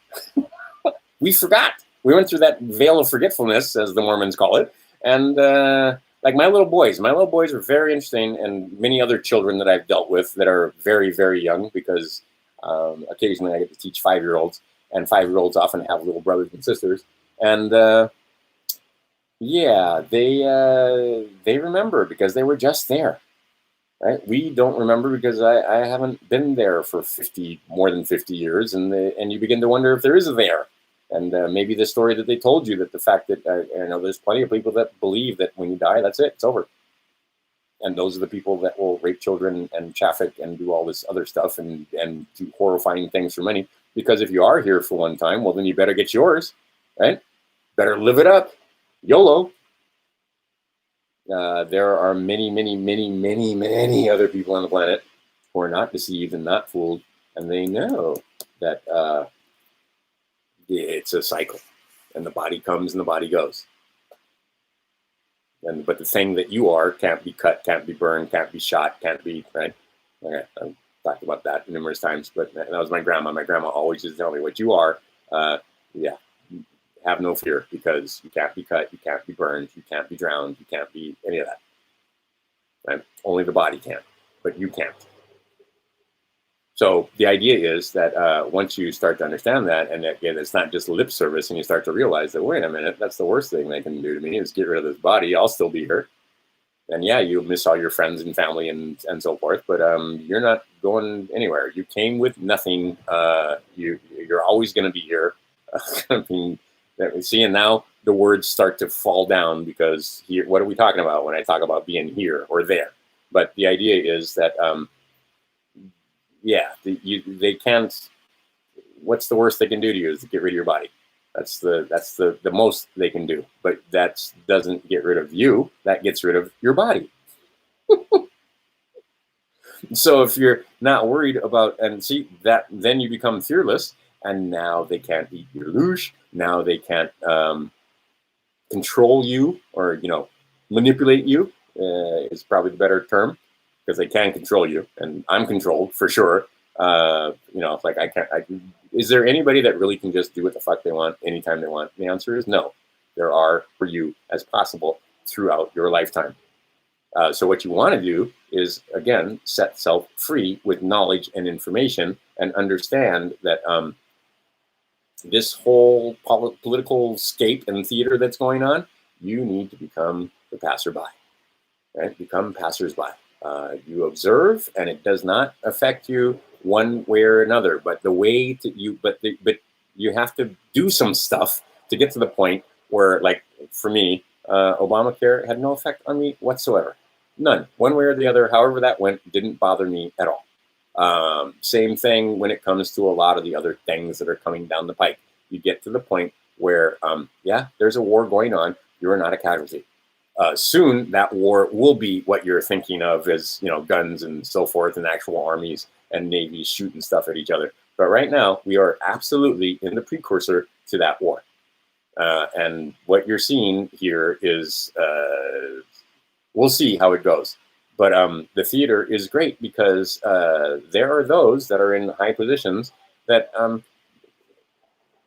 overall, usually, even in the old days, when the two kings would fight, more often than not, both kings survive after the fight. They didn't, right? This king didn't go over here and kill that king. Most of the time, this king went over there and subdued this king. And they said, all right, now I want so many women. I want so many children, right? This has been going on forever, right? I want so many horses. I want so much grain. I want so much gold. I want so much so forth. And you continue to be king. You just serve me, right? Okay. That'd be Donnie. Even the Russians. I didn't go through the whole thing. I should have gone through the whole. I'll put a video down there. I don't agree with everything in that video, but overall it's good. But the idea being is that we have an invincible overlord, happens to be on our team, right? Happens to be United States invincible overlord. That happens to be the tip of the spear for this alliance, because the United States is the last bastion on the whole fucking planet of people that were principled enough to try to self-direct themselves. That was the thing that this thing was designed on. That's like I said, I'm happy.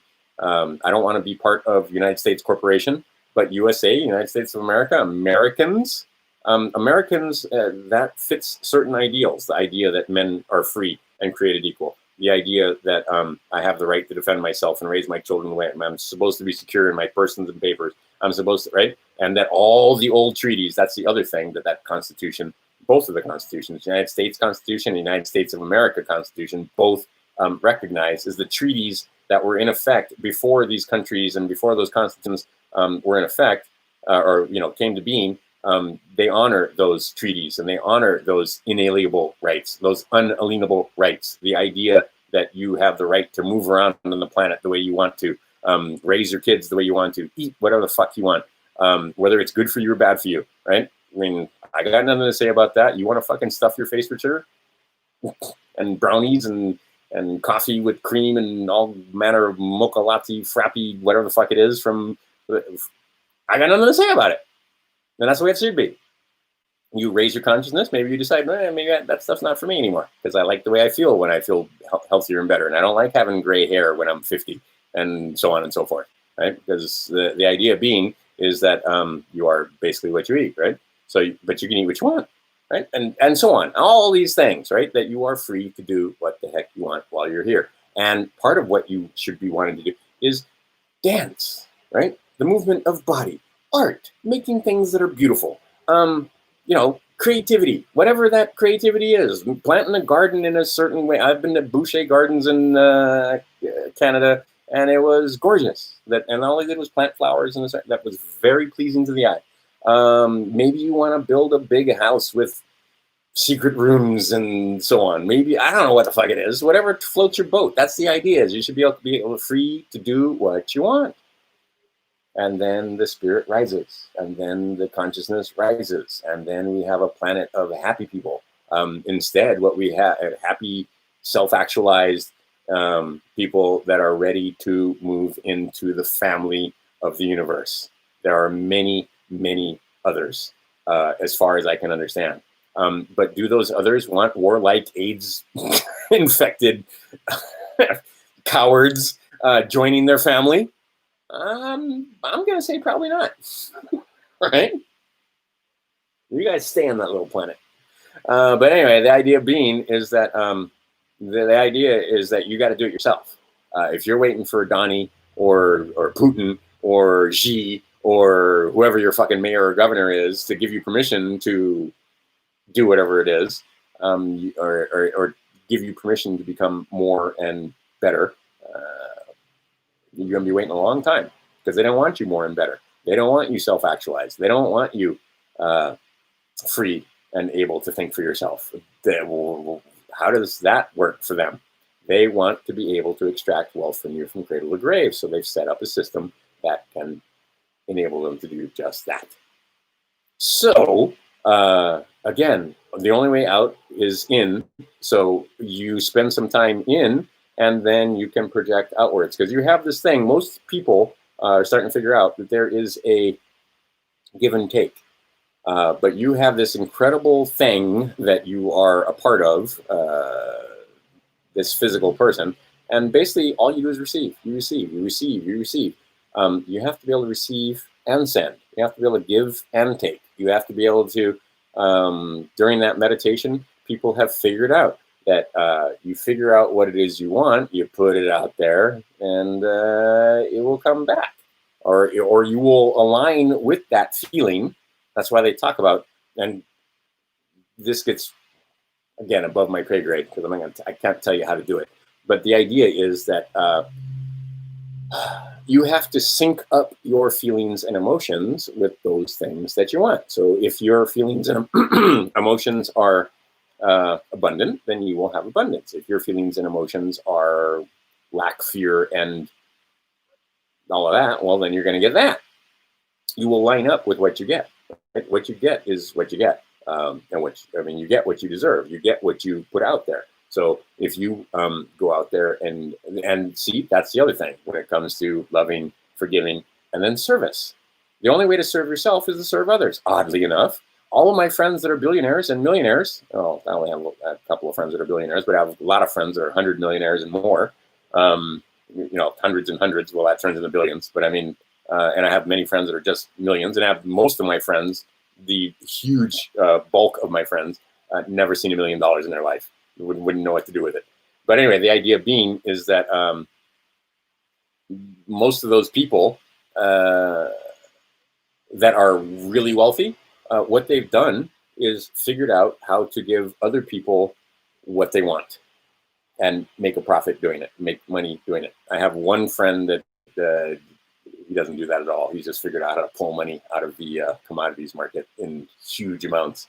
But most of the people that I know, they're wealthy and they're cool. They're not blood drinking demon worshippers that have made pacts with devils and work on in a cabal, and that's why they have money, or that's why they have fame and stardom. No, they work their fucking asses off, and they figured out that if they want to be like this one woman, up until quite recently, she was a struggling mom who was very much like me, teaching. She used to do independent teaching and so forth. She wasn't a public school teacher, but she had like a private education thing going on, and she was struggling and finally closed her business. She got into an MLM. I won't name the MLM, but anyway, she got into the MLM. She is a bona fide multi-millionaire now. And what she told me and what she figured out how to do was make it so that the people that were in her group made money. That she figured out how to motivate them and how to make them make money. And the only way she could make money in this MLM was for them to make money. So she went around and figured out how to make all these people make money. And then when they started making money, she started making money. And then they taught them how to do the same thing. And now they made money. And the more money they made, the more money she made. And pretty soon she's a millionaire. And now she's a multi-millionaire. Bona fide, like on paper. She's getting huge checks. She didn't get it being an asshole. She didn't get it being bad. She didn't get it because she sacrificed the chicken. She didn't do any of that. What she did is she figured out how to make other people get what they want, right? And by getting right. Okay. Now, if our government would do that for you and me, that would be another. But that's exactly not. That's exactly not. The government does everything they can to. In fact, government is usually in the way. And it's a metaphor for you. You're in the way. You're in your own way most of the time. But the idea is now Trump, what did he do? He started pulling off all those regulations. He started pulling off all of those hindrances. He started pulling off all of those things that make it so that, right, to try and make it so that there would be the ability of that upper class to make even more money, right? They sell it to you as the idea that, oh, well, that helps the middle class too. But right, really, removing fines for polluting water and land and so forth, that helps you, right? Anyway, the idea being is that you got to do it yourself. Ain't nobody else doing it for you. And once you start figuring out some of these basic principles and basic quote unquote secrets of they're basic hermetic principles and basic principles in life of frequency and vibration and give and take and so on. And once you figure out how you can put a signal out and have stuff attracted to you and bring it back in, or have it pull toward you where your thoughts and emotions line up with those things that you want. Because a lot of times what happens is you wind up with conflicts and it goes back to childhood and all that kind of stuff. But emotions that have been and programming that has been put into you that you're not even aware of. And I've talked about this numerous times. The only way to program is light and sound, light and sound, light and sound. All right, so there are others that are very adept at programming you, right? And making it so that you don't get these things lined up so that you can attract the wealth and attract the things that you want. But over time, if you start educating self and going within, you can make it so that you line up this way. And those things just seem to come to you easily. Right? They're like drawn toward you, or you're drawn toward them, right? That freight train that they talk about. Because see, with your, I'm not going to go there. Bruce Lipton, check out his work and talking about the subconscious mind. I've gone on for 3 hours and 7, now 3 hours and 8. That's enough. And thanks for all the likes. Thanks for all the support. Thanks. I'll read all these freaking comments that you've made. Huge. Wow, there's a lot of comments over here. In fact, I have to scroll to go through all of them. Wow. All right, cool. Anyway, thanks for joining me on this Saturday. I'm now going to go and prepare this place that I'm in for a tropical hurricane that's going to come and make things nice and wet and so on. And I'll talk to you guys again soon. But just understand that if the one takeaway, Trump ain't your friend. Better than others may allow you to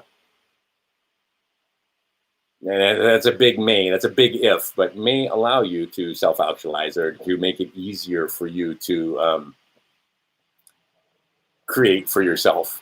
But at the same time, mostly what you want is just over broke. They want you working. They want you happily paying in the nation state fees and taxes and licenses, so that them makes lots of money and you have just enough, and you know, and you're happy and you don't, no revolution. Anyway, but and we the good guys, and I use the term loosely, they've already won this fight. What you're watching is theater. What you're watching is a show that is explaining to you how it's going to be, and so on. All right, so I'll talk to you guys soon. Like I said, go back and watch it on 2 times speed. Makes it much easier. I love the corrections. Oh, I meant to do errata for my last video because there's a couple times where I said one thing and I meant another, or what I meant to say wasn't what I said and it came out wrong. So that's why. Do your own research, fact check, double check, watch the videos. Because sometimes that's the other thing. It's like playing telephone. You get the information and then you got the information, but then when you repeat the information, you change it a little bit, and then it goes, and then pretty soon you're pretty far off track. Okay, I'm guilty of same.